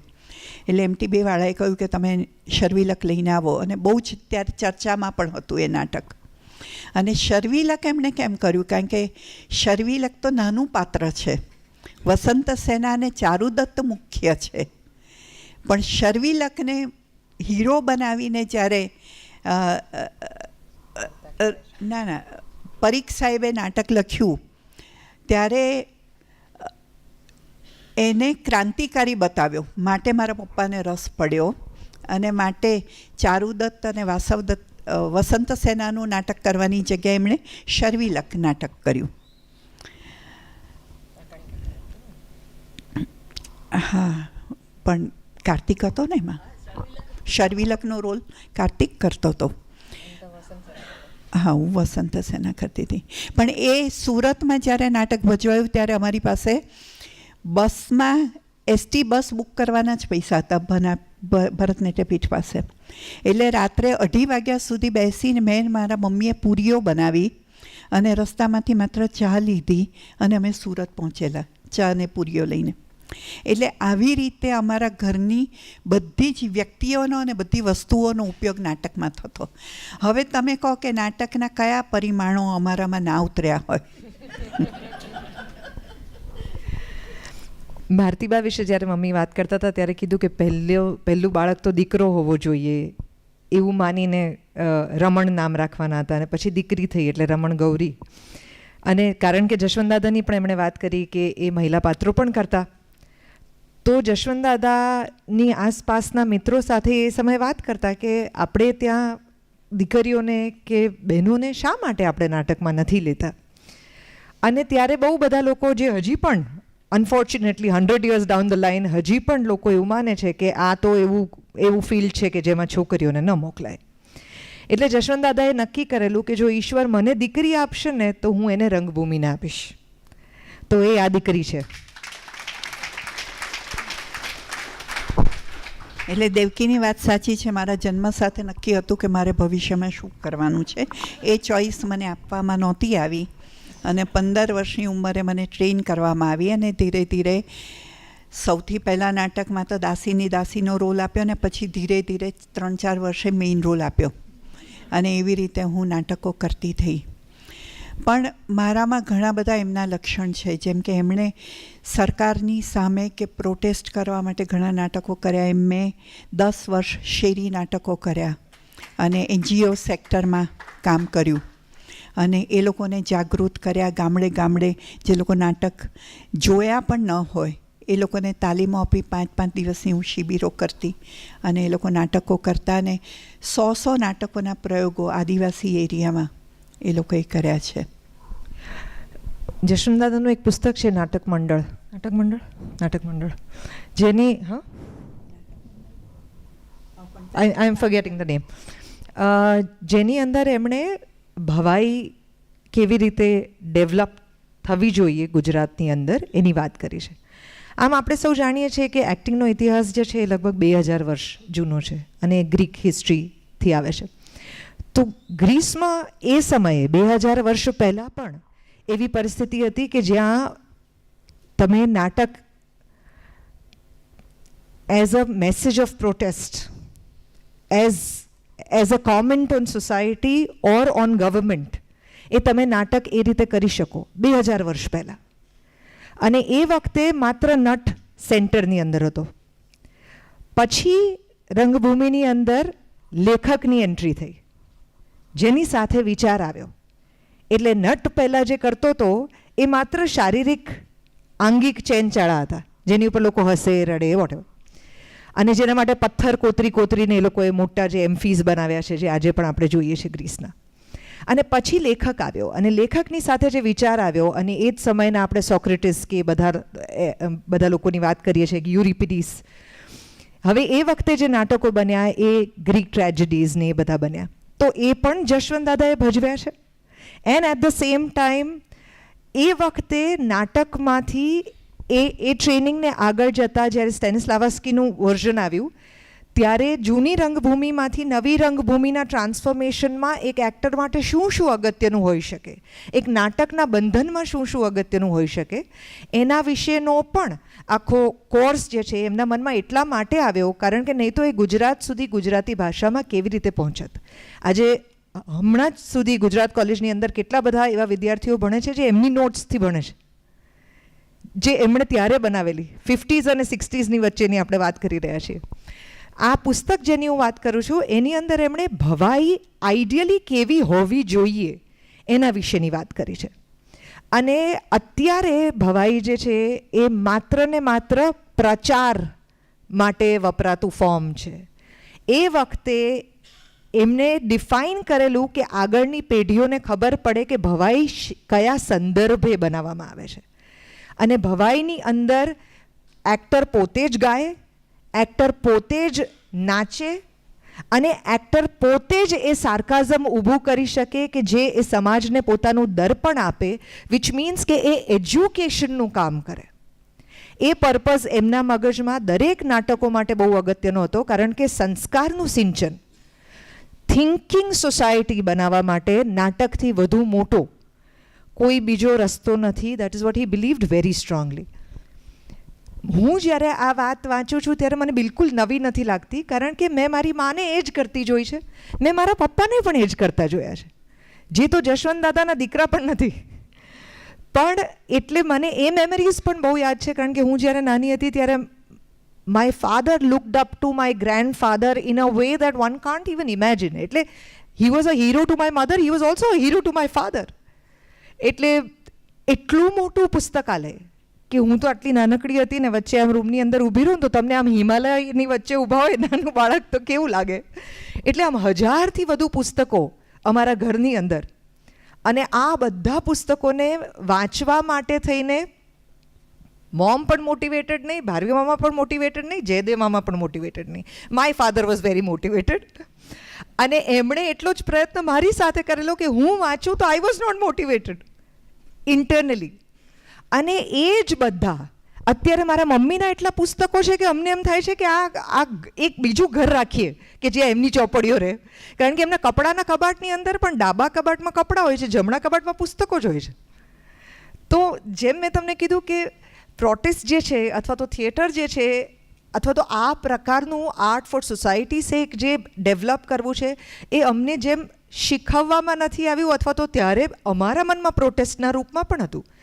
કારણ કે જેમ જશવંત દાદાએ ભવાઈ અલગ અલગ ગામડાઓમાં જઈને કરી અને શેરી નાટકો પણ કર્યા, એ ઇવેન્ચ્યુઅલી મમ્મીએ પણ કર્યા. પણ મમ્મીએ એમને કારણે કર્યા? ના.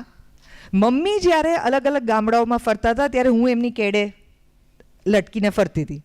તો જે બધા ગામડાઓની અંદર એ theatre of the protest Augusto બોલનું જ્યારે કરતા ઓપ્રેસ્ટ, ત્યારે જે ગામની અંદર એ જાય ને એ ગામમાં મને સાથે લઈ જાય. તો આઈ વોઝ સો ઇરિટેટેડ કે આ આખો દિવસ આ બધી સ્ત્રીઓની વાતો કેમ કર્યા કરે છે, કે આમને બધાને હક મળવા જોઈએ ને આમને બધાને આમ થવું જોઈએ ને. અને મારા મમ્મીને બીજી સ્ત્રીઓને આટલી બધી પડી છે, મારી સાથે તો વાત નથી કરતા, મારી સાથે તો કંઈ કરતા નથી, આ નાટકમાં જયા કરે છે ને હું તો આ બધા ગામડાના બચ્ચાઓ જોડે અહીંયા બેસીને રમત રમ્યા કરું છું. ધીરે ધીરે મને આદિવાસી ગીતો ત્યાંથી શીખવા મળ્યા, એ વાર્તાઓ ત્યાંથી શીખવા મળી, એમની ડાયલેક્ટ ધીરે ધીરે હું ત્યાંથી શીખતી થઈ. આ બધું પેરેલલી થઈ રહ્યું હતું વિધાઉટ મી અન્ડરસ્ટેન્ડિંગ ઇટ. 2014માં જ્યારે પહેલી વાર મેં વિમેન ડાયરીઝ કરી, જેને લાડલી મીડિયા એવોર્ડ મળ્યો કે ન્યૂયોર્ક ફેસ્ટિવલનો એવોર્ડ મળ્યો, મને નથી ખબર કે પેલા ટ્રાન્સફોર્મેશનમાં કે આ સ્ત્રીઓની ક્યાંથી વાતો કર્યા કરે છે, ત્યાંથી હું વિમેન ડાયરીઝ તરફ કેવી રીતે ગઈ. એ મને કોઈ નથી લઈ ગયું હાથ પકડીને. આ બધા જે વિષયો માટે હું એમની સાથે ઝઘડી છું એ ઇવેન્ચ્યુઅલી મેં જાતે કર્યું. પુસ્તકોમાં પણ એવું રહ્યું, વિષયોમાં પણ એવું રહ્યું અને સમજમાં પણ એવું રહ્યું. એટલે જ આજે મને પણ જે પ્રકારના એ નાટકો કરે છે એ જ પ્રકારનો રસ મને જન્મે છે. અથવા તો વૈનતે પોતાની ફર્સ્ટ સ્ટુડન્ટ ફિલ્મ બનાવી ત્યારે એણે પણ આદિવાસી કલ્ચરની ઉપર ફિલ્મ બનાવેલી, એણે પણ ડાયલેક્ટ સાથે ફિલ્મ બનાવેલી, એણે પણ રૂટેડ ફિલ્મ બનાવેલી કે ગુજરાતના આ પ્રકારના ગામડાઓની અંદર કેવી ભાષા હશે. અને એને પણ એવું હતું કે હું એ ગામડામાં જાઉં, ત્યાં રિસર્ચ કરું, એમની સાથે રહું, એમની પાસેથી શીખું. બિકોઝ આપણે આ વાત કરી રહ્યા છીએ ને, તમે પણ અમને દર વખતે અમારું અકુપાર નાટક હોય, સમુદ્ર મંથન હોય, ધાડ હોય, જે નાટક હોય એનો જે બેકગ્રાઉન્ડ હોય ત્યાં મમ્મી બધા એક્ટર્સને લઈને જાય, ત્યાં રિસર્ચનું કામ થાય. બધા એક્ટર્સ જે છે એ એકચ્યુઅલ માણસોને ત્યાં મળે, એમની પાસેથી જીવન શીખે, એમની પાસેથી costume, properties, language, songs, dialect આ બધું જ લઈને આવે અને એ ઓબ્ઝર્વેશન એ અમને કરાવે. તો અમે તમારી પાસેથી આ રીતે થિયેટર થઈ શકે એ શીખ્યા. તમે અનેક નાટકોમાં જશવંત દાદા સાથે કામ કર્યું, તો એ વખતનું એવું શું હતું કે જે તમને એમ લાગે છે કે અત્યારે પણ તમને એક્ટર તરીકે કે ડિરેક્ટર તરીકે હજી પણ તમારા માટે રેલેવન્ટ છે? બિકોઝ જો એમની નોટ્સ અત્યાર સુધી રેલેવન્ટ હોય તો એ જે પરફોર્મ કરાવતા હતા અથવા તો જે રીતે ડિઝાઇન કરતા હતા પોતાના પ્લેઝની, એમાંથી શું અત્યારે એવું છે કે જે હજી પણ વર્ક કરે છે? નંબર 1, રિસર્ચ, જેની તે વાત કરી. જેમ કે દાખલા તરીકે અભિજ્ઞાન શાકુંતલ કે શર્વિલક કરતી વખતે અમને ક્યાં લઈ જાય? તો દીના પાઠક રિહર્સલમાં આવેલા અને દીના પાઠકે અમારું રિહર્સલ જોઈને અમને બેસીને સમજાવેલા કે તમારે કલ્પના કરવી પડશે કે એ જમાનો કેવો હતો. કલ્પના તમે ક્યાંથી કરો? તમારી પાસે વિઝ્યુઅલ મેમરી જ નથી. તો મારા ફાધરે શું કર્યું, અમને ભોજે વિદ્યાભવનમાં લઈ ગયા. HKની પાછળ એક બિલ્ડિંગ છે ભોજે વિદ્યાભવન, અને ત્યાં અપ્રાપ્ય પુસ્તકોનો સંગ્રહ છે. ત્યાં બેસીને એ જમાનાના ચિત્રો અને ફોટોગ્રાફ્સ છે કે એ વખતે કેવા કપડાં પહેરાતા, કેવા લોકો હતા, કેવા ઘરેણાં પહેરતા, કેવા ઘરો હતા, કેવા મહેલો હતા.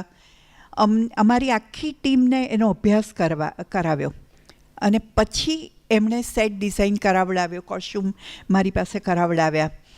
શર્વિલકના બધા કોસ્ચ્યુમ મેં કરેલા, અભિજ્ઞાન શાકુંતલના બધા કોસ્ચ્યુમ્સ મેં કરેલા. કેટલા વર્ષની હોય છું? 24-25 વર્ષની કદાચ. એટલે રિસર્ચ એ બહુ જ અગત્યનો ભાગ હતો.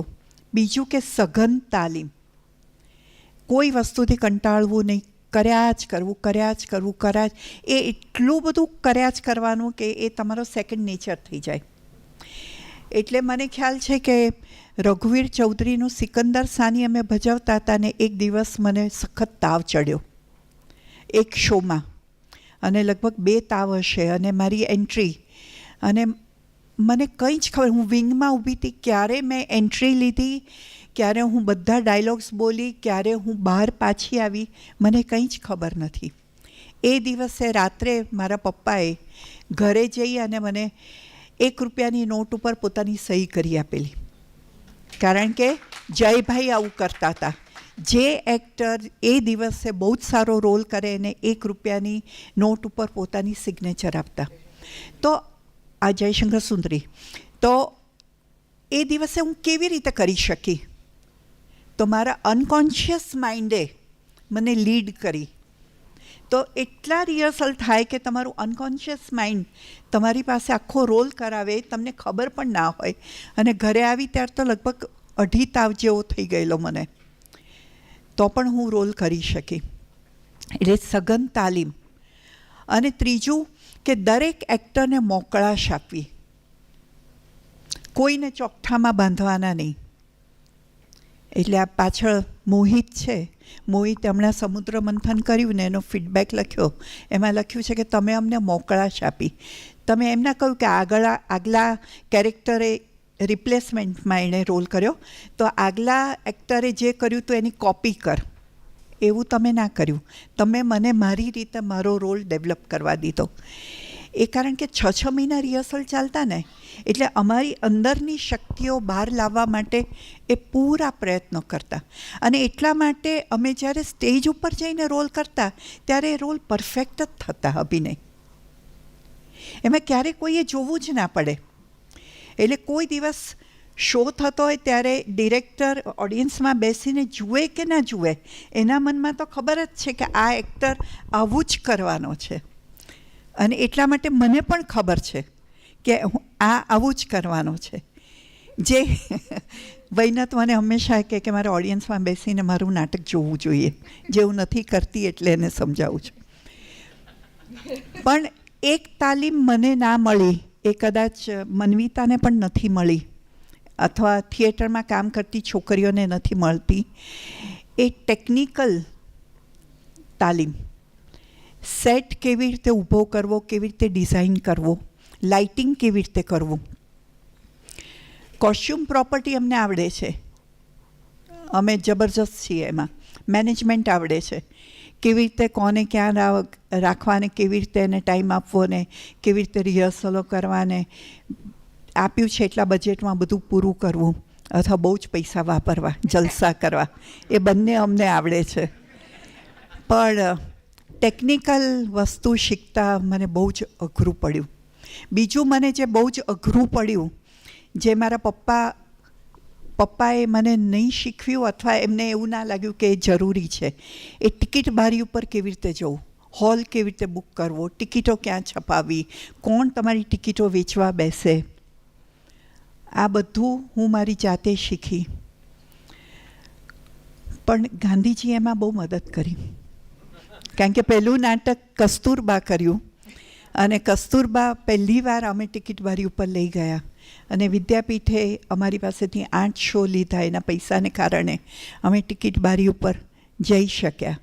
અને પછી ત્યારથી તો ઇતિહાસ છે કે કસ્તુરબા ને પછી અકુપાર ને પછી સમુદ્ર મંથન ને અગ્નિકન્યા, જેમાં પૈસા ગુમાવ્યા ને પાછા મેળવ્યા ને એમ બધું ચાલ્યા કર્યું છે. અને ભગવાનની કૃપાથી, એટલે નટરાજની કૃપાથી બધું ચાલ્યા કરે છે. પણ વચ્ચે એક એવો સમય હતો કે જ્યારે અમારી પાસે એક પણ પૈસો નહોતો. રક્ષાબેન, ખાલી રિક્ષાના પૈસા હતા, તો અમે નાટકો કરવાના બંધ કરી દીધા? ના, મેં ને રક્ષાબેને નક્કી કર્યું કે જેલમાં જઈને નાટકો કરીએ. કારણ કે પપ્પા પણ જેલમાં ગયા હતા. એટલે અમે લોકો જેલમાં જઈને, જેલમાં જે સ્ત્રીઓ કેદીઓ હોય એમને નાટકો શીખવવા જતા 2 વર્ષ. અને રોજ અમે, કોઈ પૂછે કે થેલો ઉપાડીને ક્યાં ચાલ્યા, તો જેલમાં ચાલ્યા. અરે જેલમાં જાઓ છો તમે, કોણ પકડી જાય છે? આવું ધીસ વોઝ અ જોક. અને 2 વર્ષ અમે જેલ, અમદાવાદ અને વડોદરા બંને જેલમાં, કારણ કે અમારી પાસે ખાલી રિક્ષાના પૈસા કે બસની ટિકિટના પૈસા હતા. અને પછી નીતા આજે નહીં આવી હોય, પણ મારગ નામની સંસ્થા છે, NGO, જેણે નીતા માલધારી કહેવાય છે, માલધારીઓ સાથે કામ કરે છે, એણે અમને 2-3 થિયેટર વર્કશોપ્સ આપીને એમાંથી અમારી પાસે 1000 રૂપિયા કરીને 4-5 હજાર રૂપિયા ભેગા થયા. પછી અમે જેલમાં જવાનું બંધ કર્યું. પણ અમે પછી પરમિશન પણ ના મળી, પણ અમે 2 વર્ષ જેલની બહેનોને નાટક શીખવ્યું અને નાટકના શો જેલમાંય કર્યા. અને એટલું નહીં, મારા પપ્પા મેગેઝિન કાઢતા હતા નાટકનું, તો પછી મારે મેગેઝિન કાઢવું પડે ને, એટલે કસ્તુરબાની કોટડીએથી નામનું મેગેઝિન કાઢ્યું 2 વર્ષ, જેના અંકો આજે પણ મારી પાસે છે. અને જેલમાં આવેલી, એટલે ખૂન કરીને આવેલી, ચોરી કરીને આવેલી, બળાત્કારનો ભોગ બનેલી, એ બધી છોકરીઓએ એમાં આર્ટિકલ લખ્યા અને ચિત્રો દોર્યા. એવું 2 વર્ષ સુધી અમે મેગેઝિન પણ કાઢ્યું. પણ મેં ક્યારે થિયેટરનું મેગેઝિન નથી કાઢ્યું. મારા પપ્પાએ વર્ષો સુધી ચલાવ્યું. અને દર વખતની જેમ લોકોના સહકારથી એ મેગેઝિન ચાલ્યું 2 વર્ષ, નાટક નામનું સામાયિક. અને 2 વર્ષમાં એમાં ઉત્તમ લેખો, જે અરુણ શ્રોફે વાત કરી છે, ઉત્તમ લેખો આજે પણ આપણે જ્યારે ફરીવાર વાંચીએ ત્યારે આપણને ખ્યાલ આવે છે કે એટલું બધું એ લોકો એ જમાનામાં કામ કરીને મૂકીને ગયા છે. અને 2 વસ્તુ મને મારા પપ્પાના જીવન ઉપરથી ખાસ શીખવા મળી, જે હું હજી નથી કરી શકી. એક, કે લખેલો શબ્દ ટકે છે અને વંચાય છે. એમણે ત્યાં અરવિંદ આશ્રમમાં બેસીને 17 પુસ્તકો લખ્યા. MS યુનિવર્સિટીમાં 14 પુસ્તકો નાટકની થિયરી ઉપરના લખ્યા. 12 નાટકો એમણે ટ્રાન્સલેટ કર્યા, કંઈ 10-15 નાટકો એમણે નવા લખ્યા. એ કવિતાઓ લખીને, નિબંધો લખ્યા અને ક્રિટિસિઝમ્સ લખ્યા, છાપાઓમાં કોલમ ચલાવી. આ બધું આજે ટક્યું છે. અને ડાહી લક્ષ્મી લાઇબ્રેરી નડિયાદમાં અમે બધું આપેલું છે, ક્યારેય કોઈકને એમના ઉપર કામ કરવું હોય તો. એટલે આ હું નથી કરી શકી, જે ખરેખર કરવું જોઈએ.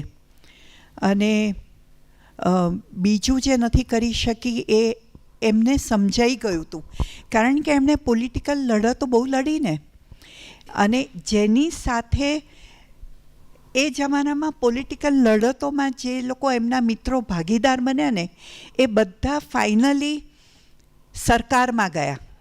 અને સરકારમાં જઈને એમણે સતત આર્ટિસ્ટોનું સારું થાય એને માટેના પ્રોટેસ્ટ કર્યા.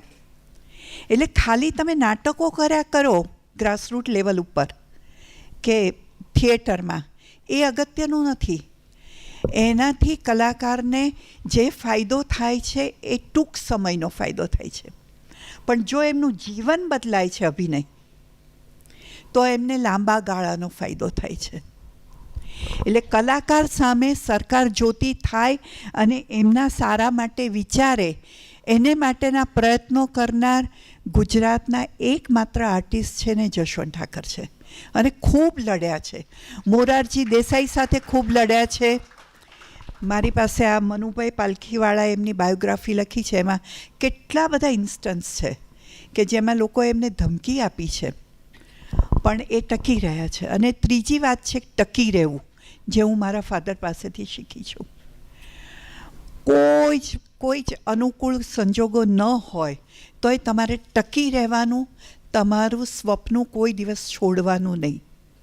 આ 3 વસ્તુ, એટલે ટકી રહેવાનો હું પ્રયત્ન કરું છું. ક્યારેક મને પણ નિરાશા આવે છે, પણ રક્ષાબેન, જ્યોત્સનાબેન, દેવકી, વૈનાથ, આ બધા, અને હવે તો સૌમ્યા પણ, આ બધા છે એટલે સાથે મળીને અમે ધીરે ધીરે આગળ વધી રહ્યા છે. બાકી અત્યારના સંજોગો અને એ સંજોગોમાં મને કોઈ ફરક નથી દેખાતો. જે રીતે મારા ફાધર થિયેટર કરવા માટે ઝઝૂમી રહ્યા હતા, હું એવી રીતે જ ઝઝૂમું છું. એટલે ભલે આપણે શું કહેવાય, મોડર્ન એજમાં એન્ટર થઈ ગયા હોઈએ, પણ અમને કલાકારોને એનો કોઈ ફાયદો દેખાતો નથી. એટલે હસમુખભાઈ જે વાત કરે છે કે જશવંતભાઈને એક મેનેજર આપવાની જરૂર હતી, એક જગ્યા આપવાની જરૂર હતી, એક તાલીમ માટેનું ઇન્ફ્રાસ્ટ્રક્ચર આપવાની જરૂર, તો એ માણસ કેટલું કામ કરી શક્યા હોત. એ જ ખાનપુરના 4 માળ લથડાતા પગે ચડવું ને ઉતરવું અને કામ કરવું, સાંજે રિહર્સલો કરવા, અને માત્ર ભજીયાના આધારે જીવન જીવવું, એમાંથી એ બચી શક્યા હોત.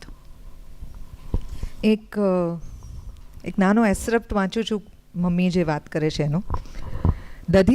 દધીચી એવોર્ડ એનાયત અને પ્રથમ પુસ્તક ઉદ્ઘાટન સમારંભમાં પ્રત્યુત્તર આપતા જશવંત ઠાકરે માત્ર ટિકિટ બારી સામે નજર રાખીને ચાલતા નાટકોના પ્રયોગો પર જે ચાબખા વીંઝ્યા હતા, તે જશવંતનો નાટ્ય પ્રવૃત્તિ પ્રત્યેનો અભિગમ અને દ્રષ્ટિનો પરિચય આપી જાય છે.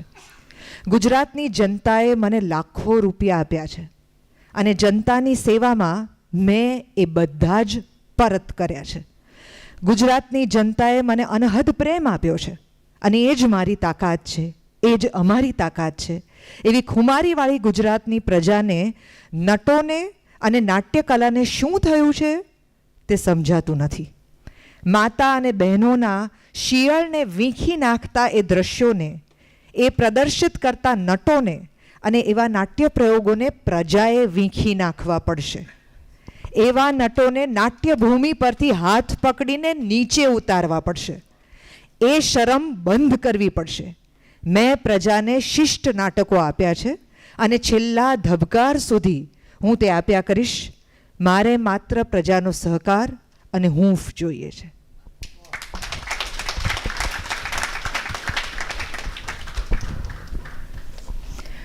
આપણી સાથે અહીંયા જે રક્ષાબેન છે, જ્યોત્સનાબેન છે, if I can come to you, અથવા તો તમે અહીંયા આવો અને તમારી સાથે જશવંત વિશે વાત કરીએ.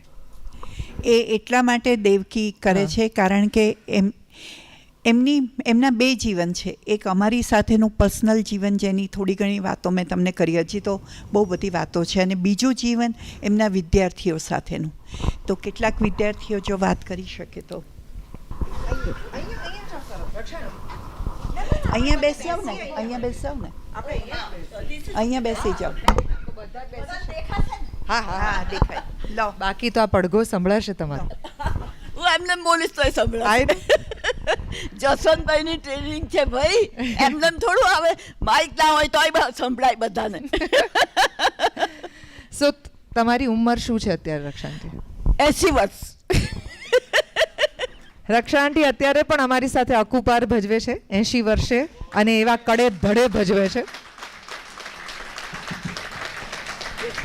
તો બેસો ને, બેસો. ના બેસ.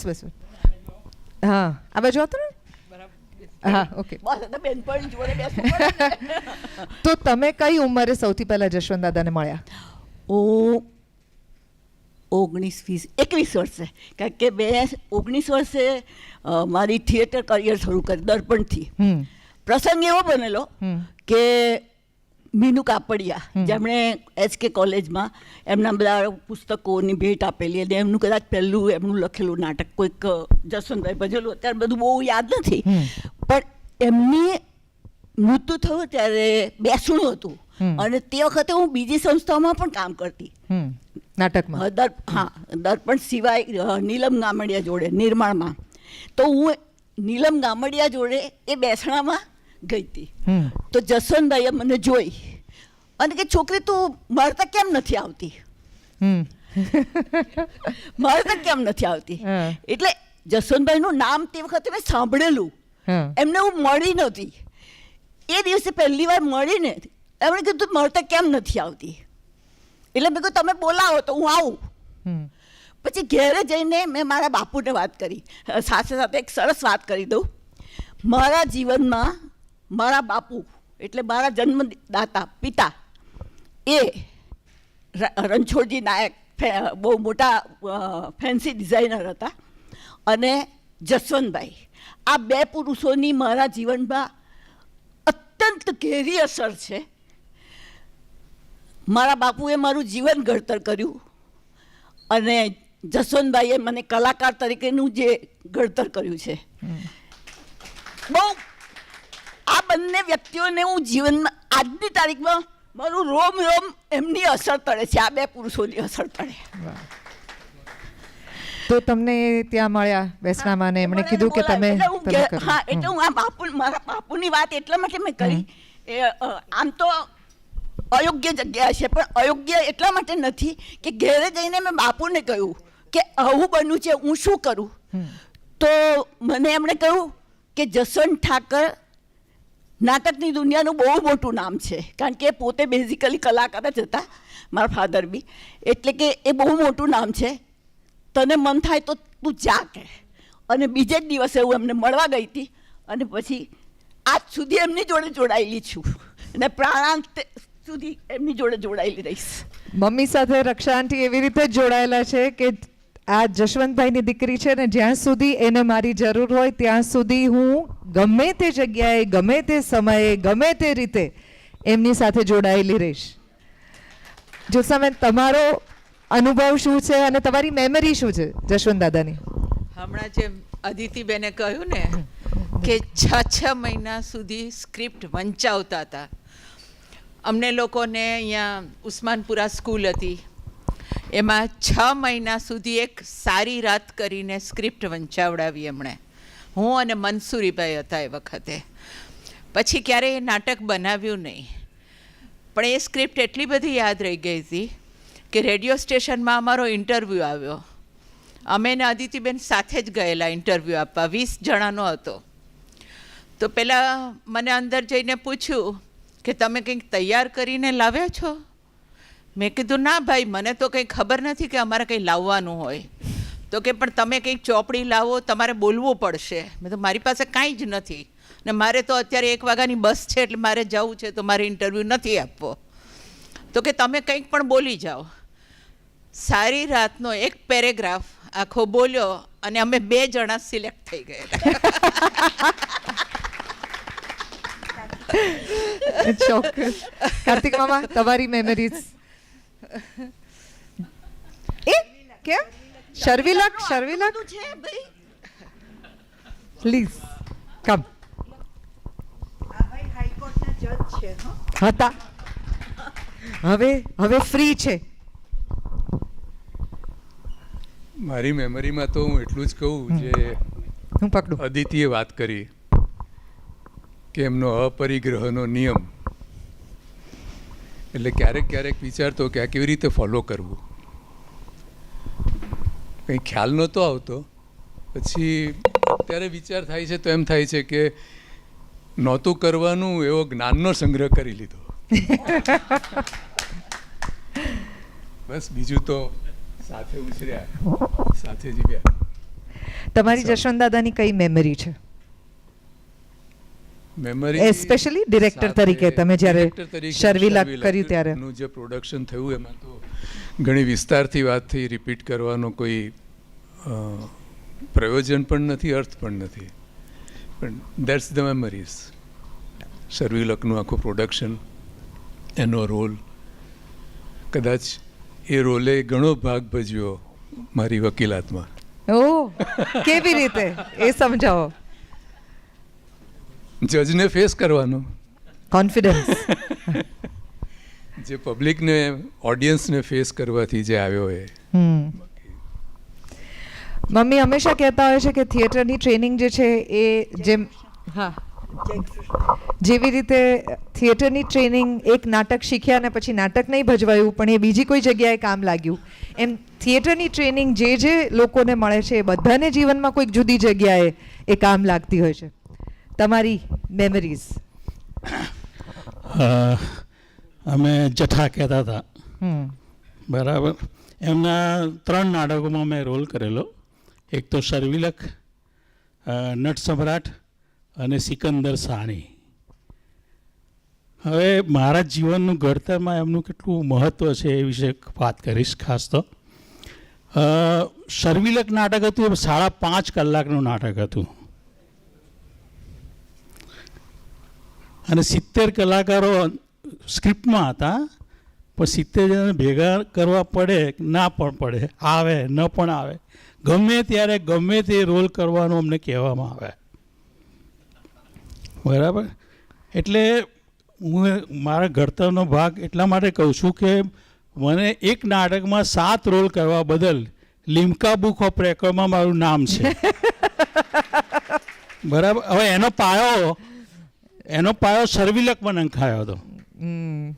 એટલે એ 5.5 કલાકનું નાટક, 70 પાત્રો, એના ગમે ત્યારે ગમે તે એટલા બધા રિહર્સલ કરાવે ને, કોઈ પણ પાત્ર તાત્કાલિક કહે ને કે હમણાં કરી નાખ તો કરી નાખીએ. એવી રીતે મેં 4 રોલ કરતો હતો એ વખતે. અને એમને પણ એક વખત તાવ આવ્યો હતો ને, મને પણ એક વખત તાવ આવ્યો હતો સર્વિલક નાટકમાં. એટલે 2 રોલ કરું, પછી વચ્ચે 1.5 કલાકનો સમય મળે. એક તો ઊંઘી જતો હતો, અને 1.5 કલાક પછી આપણે ગુણવંત જાની અમારી સાથે બહુ કામ કરતા. ગુણવંત જાની, મહેન્દ્ર ઉપાધ્યાય અને હું, આ બધી અમે ત્રિપોટી. એટલે એમને કહી રાખ્યું કે ભાઈ હું સૂઈ જાઉં છું અને મારો રોલ આવે એટલે મને ઉઠાડજે. એટલે હું ઉઠી જાઉં. અને એમણે જેમ કહ્યું ને કે ટ્રેનિંગ જ એવી હતી કે એને કારણે તમે ગમે ત્યારે ઉઠાડીને તમને ઊંઘમાંથી ઉઠાડીને તમને એમ કઈ રોલ બધું ફટાફટ યાદ આવવા જ મળે. તમને ખબર જ ના પડે, અનિચ્છિક ક્રિયા થઈ જાય એવી તાલીમ હતી. અને મને તો યાદ છે ત્યાં સુધી સર્વિલક નાટકનું રિહર્સલ 1.5 વર્ષ ચાલ્યું હતું. 5.5 કલાકનું હોય તો. હા, બરાબર. એટલે 1.5 વર્ષ ચાલ્યું હતું. એમાં ઉત્તરાયણ પણ નહીં, હોળી પણ નહીં, દિવાળી પણ નહીં, આ બધા દિવસોમાં રિહર્સલ થાય જ. અને ટ્રેનિંગ એટલા માટે જબરજસ્ત છે. આજે મેં 7 રોલ કર્યા એનું કારણ આ છે. 7 રોલ બી કર્યા મેં. રિહર્સલ બહુ જબરજસ્ત 4 દિવસ કન્ટિન્યુઅસ. હરીન ઠાકર એના director, writer director Harin Thakar. એટલે જસવંત ઠાકરથી હરીન ઠાકરનો મારો આખો સફર પટ્ટો છે. એમાં અમે બધા સ્ટુડન્ટ જ કહેવાય, એમના તો બધા જ કહેવાય સ્ટુડન્ટ તો. એટલે એનો પાયો એટલા માટે રિહર્સલ જે જબરજસ્ત થતું હતું. મને એક વાત એમની બહુ ગમી હતી કે દરેક અત્યારનો કોઈ કલાકારને તમે બોલાવો નાટકમાં રોલ કરવા માટે તો પહેલો પ્રશ્ન શું કરે ખબર? શો ક્યારે છે? એટલે શોના આધારે હું કામ કરું કે ન કરું એ નક્કી થાય. અને જસવંતભાઈના નાટકમાં રોલ કરવો એટલે શો વિશે કશું પૂછવાનું જ નહીં. રિહર્સલ એમને પ્રોસેસમાં રસ, શોમાં જરાય રસ નહીં. અને એવા જ કલાકારો આવતા અને કામ કરતા, એને કારણે એકદમ એવા ટ્રેન થઈ ગયેલા કે અડધી રાતે બી ઉઠાડી. અત્યારે તો એક્ટિંગ છે ને આમ અનિચ્છિક ક્રિયા થઈ જાય છે. અચ્છા, હું એક્ટિંગમાં કોઈ મને રોલ આવે તો એક્ટિંગમાં શું કરીશ શું નહીં કરું એવું બધું કશું વિચારતો નથી. બસ સીધું એ કેમેરા ઓન થાય અને એક્શન કહે એટલે આપણું એક્ટિંગ શરૂ થઈ જાય અને ઓફ થાય એટલે બંધ થઈ જાય. વચ્ચે શું થાય છે, હું કેવી રીતે કરું છું, કશી જ ખબર ના હોય. મારા મમ્મીમાં આ વાત પણ છે, આ ટ્રેનિંગની વાત. એ while we are wrapping up, I think I can tell you this. Thank you જય કૃષ્ણ. એક બીજી વાત જી બોલો. એક જ વાત નાની, મને બીજો બહુ જબરજસ્ત અનુભવ થયેલો. અને હું છે ને એ વખતમાં તોફાની, બહુ સખત તોફાની. અમે બહુ તોફાન કરીએ, પણ જઠ્ઠા અમને કશું કહે નહીં મને. પણ એક વખત સર્વિલકનું રિહર્સલ હતું ને એક ટેબલ હતું. ટેબલની પેલી બાજુ ઊભો હતો અને મારો રોલ આવ્યો એટલે હું સીધો જમ્પ મારી ટેબલ પરથી સીધો બીજે આવ્યો અને સીધો રોલ કરવા માંડ્યો. અને પછી જે જઠ્ઠાએ મને ખખડાયો, ગેટ આઉટ. અને ગેટ આઉટ કહી દીધું અને હું રૂમની બહાર નીકળી ગયો. બસ પછી એ પ્રસંગ હું એટલા માટે કહું છું કે એ પ્રસંગના કારણે હું છું, નહીં તો ના હોત, આ એક્ટર તરીકે ના હોત. એમાં હું બહાર બેસી રહ્યો અને આખું રિહર્સલ પત્યું. પછી બધા બહાર આવ્યા અને જઠાએ મને જોયો. એમણે ગેટ આઉટ કીધું એટલે હું કોઈ આ તો ક્યાં જતો હોય, પણ હું ત્યાં ઊભો. એટલે મને બોલાવીને મને રિક્ષામાં, એક તો હું છેક સેટેલાઇટથી પાયલ પાર્કમાં રહેતા હતા અને સાયકલ લઈને HK કોલેજમાં અમે રિહર્સલ કરવા આવતા. એટલે એમણે મારી સાયકલ મુકાવી દીધી, રિક્ષાના પૈસા આવ્યા, રિક્ષામાં છેક ઘેર જા અને કાલ સવારે આવી જજે. જો હું બહાર ના ઊભો હોત ને તો હું અત્યારે કશું જ ના હોત. એટલે આવા બધા ઘણા બધા પ્રસંગો છે. આની એક બુક લખી શકાય એટલું બધું છે. Thank you.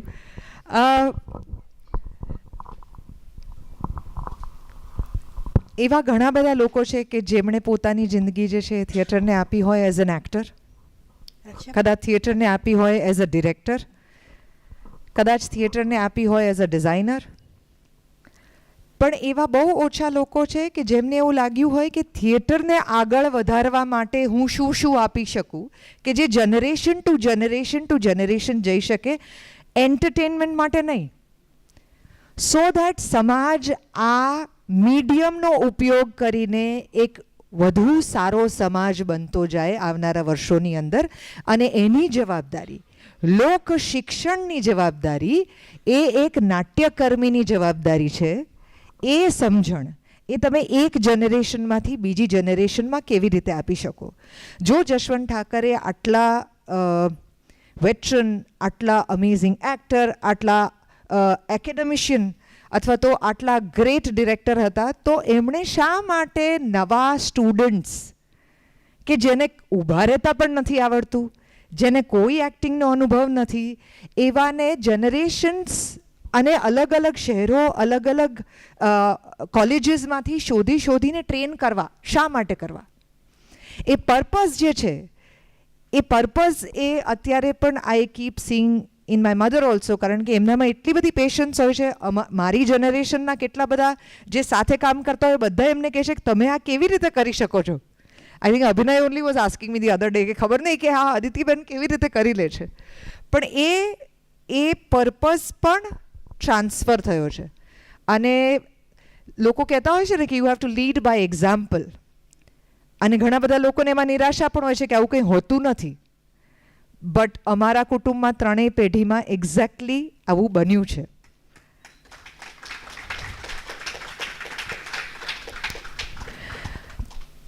લાસ્ટ મારો તમને ક્વેશ્ચન છે. જશવંત દાદા માટે ideally, because he has also got President's Award, Soviet Union Award, સંગીત નાટક અકાદમી દિલ્હી અવોર્ડ, રંજીત રામ અવોર્ડ, આ બધા અવોર્ડ્સ એમને એનાયત થયા છે. અને એ બધા અવોર્ડની રકમ પણ એમણે સમાજને પાછી આપી છે. આપણે એવા કુટુંબમાંથી નથી આવતા જેમાં મા બાપ તમને વિલમાં કંઈ લખી આપે, આ ઘર આપે ને જમીન આપે ને ઘરેણાં આપે ને. We are not that family, અમારી પાસે નથી એ બધું.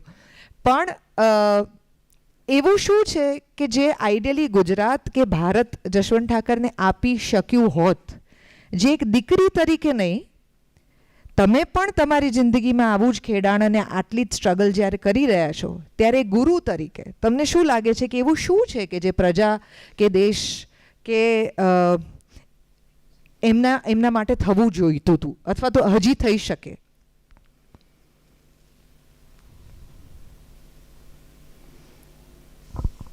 સગવડ, કામ કરવાની સગવડ. ડૉક્ટર હોય તેને હોસ્પિટલ મળે છે, ઓપરેશનના સાધનો મળે છે. શિક્ષકને બધી સગવડ પૂરી પાડીએ છીએ. દરેક કામ કરનારને એની જરૂરિયાત પ્રમાણેની કડિયાને પણ આપણે પૂરી પાડીએ છીએ. નાટકવાળાઓને પાડતા નથી. કેવી રીતે આ કલા વિકસે? કેવી રીતે આ કલાકારો વિકસે? મને બરાબર યાદ છે કે 6 મહિના ને 1.5 વર્ષના નાટકોમાં રિહર્સલ કરનાર આમાંથી કોઈ બોલ્યા નથી, પણ મોટા ભાગના કલાકારો ભૂખ્યા આવતા. ફૂડ એ બહુ અગત્યનું છે. કેવી રીતે કોઈ માણસ ટકે એનો વિચાર જ્યાં સુધી નહીં થાય, ટકે અને વિકસે, ટકે વિકસે અને પોતાનું પ્રદાન સમાજમાં પાછું આપે, એનો વિચાર સમાજ અને સરકાર નહીં કરે ત્યાં સુધી કોઈ કશું જ કરી શકવાનું નથી. આ ફિલ્મવાળાઓને કરોડો રૂપિયા મળે છે ફિલ્મ બનાવવાના. અમને નાટકવાળાઓને કોઈ સામેથી આવીને કહે છે કે લો આ 50,000 તમે નાટક કરો. મારા પપ્પા તો શેઠિયાઓ પાસે જઈને સીધા પૈસા માગતા હતા અને એ લોકો મિત્રો હતા એટલે આપતા હતા, એટલે એ રંગભૂમિ ટકી. મારે કોની પાસે પૈસા લેવા જવાના? પૈસા એ એટલો બધો અગત્યની વસ્તુ બની ગઈ છે જે ન હોવી જોઈએ. વાટકી વ્યવહાર હતો ને ત્યારે સારું હતું કે તમે મને ધાન આપો ને હું તમને સામે દોરડા આપું, ત્યારે થઈ જતું. નાટકો એ રીતે જ તો ચાલે છે, એ રીતે જ તો ઊભા થાય છે, પણ એ શું વર્ષો સુધી એ રીતે ટકી રહેશે? એટલે જ્યાં સુધી તમે એ માધ્યમનો વિચાર કરીને સગવડો ઊભી નહીં કરો અને સહુલિયત નહીં આપો, એને માટેના સ્થાનો ઊભા નહીં કરો, ત્યાં સુધી આ કળા વિકસવાની નથી, ચાલતી રહેશે. એ બંધ ક્યારેય નહીં થાય. એ ઓટીટી આવે કે ટેલિવિઝન આવે કે ફિલ્મો આવે કે ઉપરથી ધમપછાડા થાય, નાટક ક્યારેય બંધ નહીં થાય. આ લખી રાખજો. પણ બાળકને પણ પૂર્ણપણે એનો વિકાસ થાય એને માટે આપણે સારું ખાવાનું આપીએ છીએ, એને પોષણ આપીએ છીએ. આ પોષણ ક્યાં છે? મને લાગે છે કે એ પોષણ મળ્યું હોત તો જશવંત દાદાએ કર્યું એના કરતાં 1000 ગણું વધારે કરી શક્યા હોત. અને અમે લોકો પણ અત્યારે જે સ્ટ્રગલ કરી રહ્યા છે એ પણ ઘણું બધું કરી શક્યા હોત. એટલે હસમુખભાઈ કહે છે ને એ વાત બહુ સાચી છે. એક માણસ પોતાના જીવનમાં કેટલું કરી શકે છે, તો કેટલું કરી શકે છે, કઈ લેવલનું કરી શક્યા હોત. એટલે આઈ થિંક આના ઉપર આપણે બધાએ વિચાર કરવાની જરૂર છે. અમારે જરૂર છે પ્રેક્ષકોની. તો આટલો સરસ પ્રેક્ષક સમુદાય મળ્યો છે. આશા રાખીએ છીએ કે અમારી જે શું કહેવાય અમારી જે ચિંતા છે એ ચિંતાના તમે સૌ પણ ભાગીદાર થશો. અસ્તુ.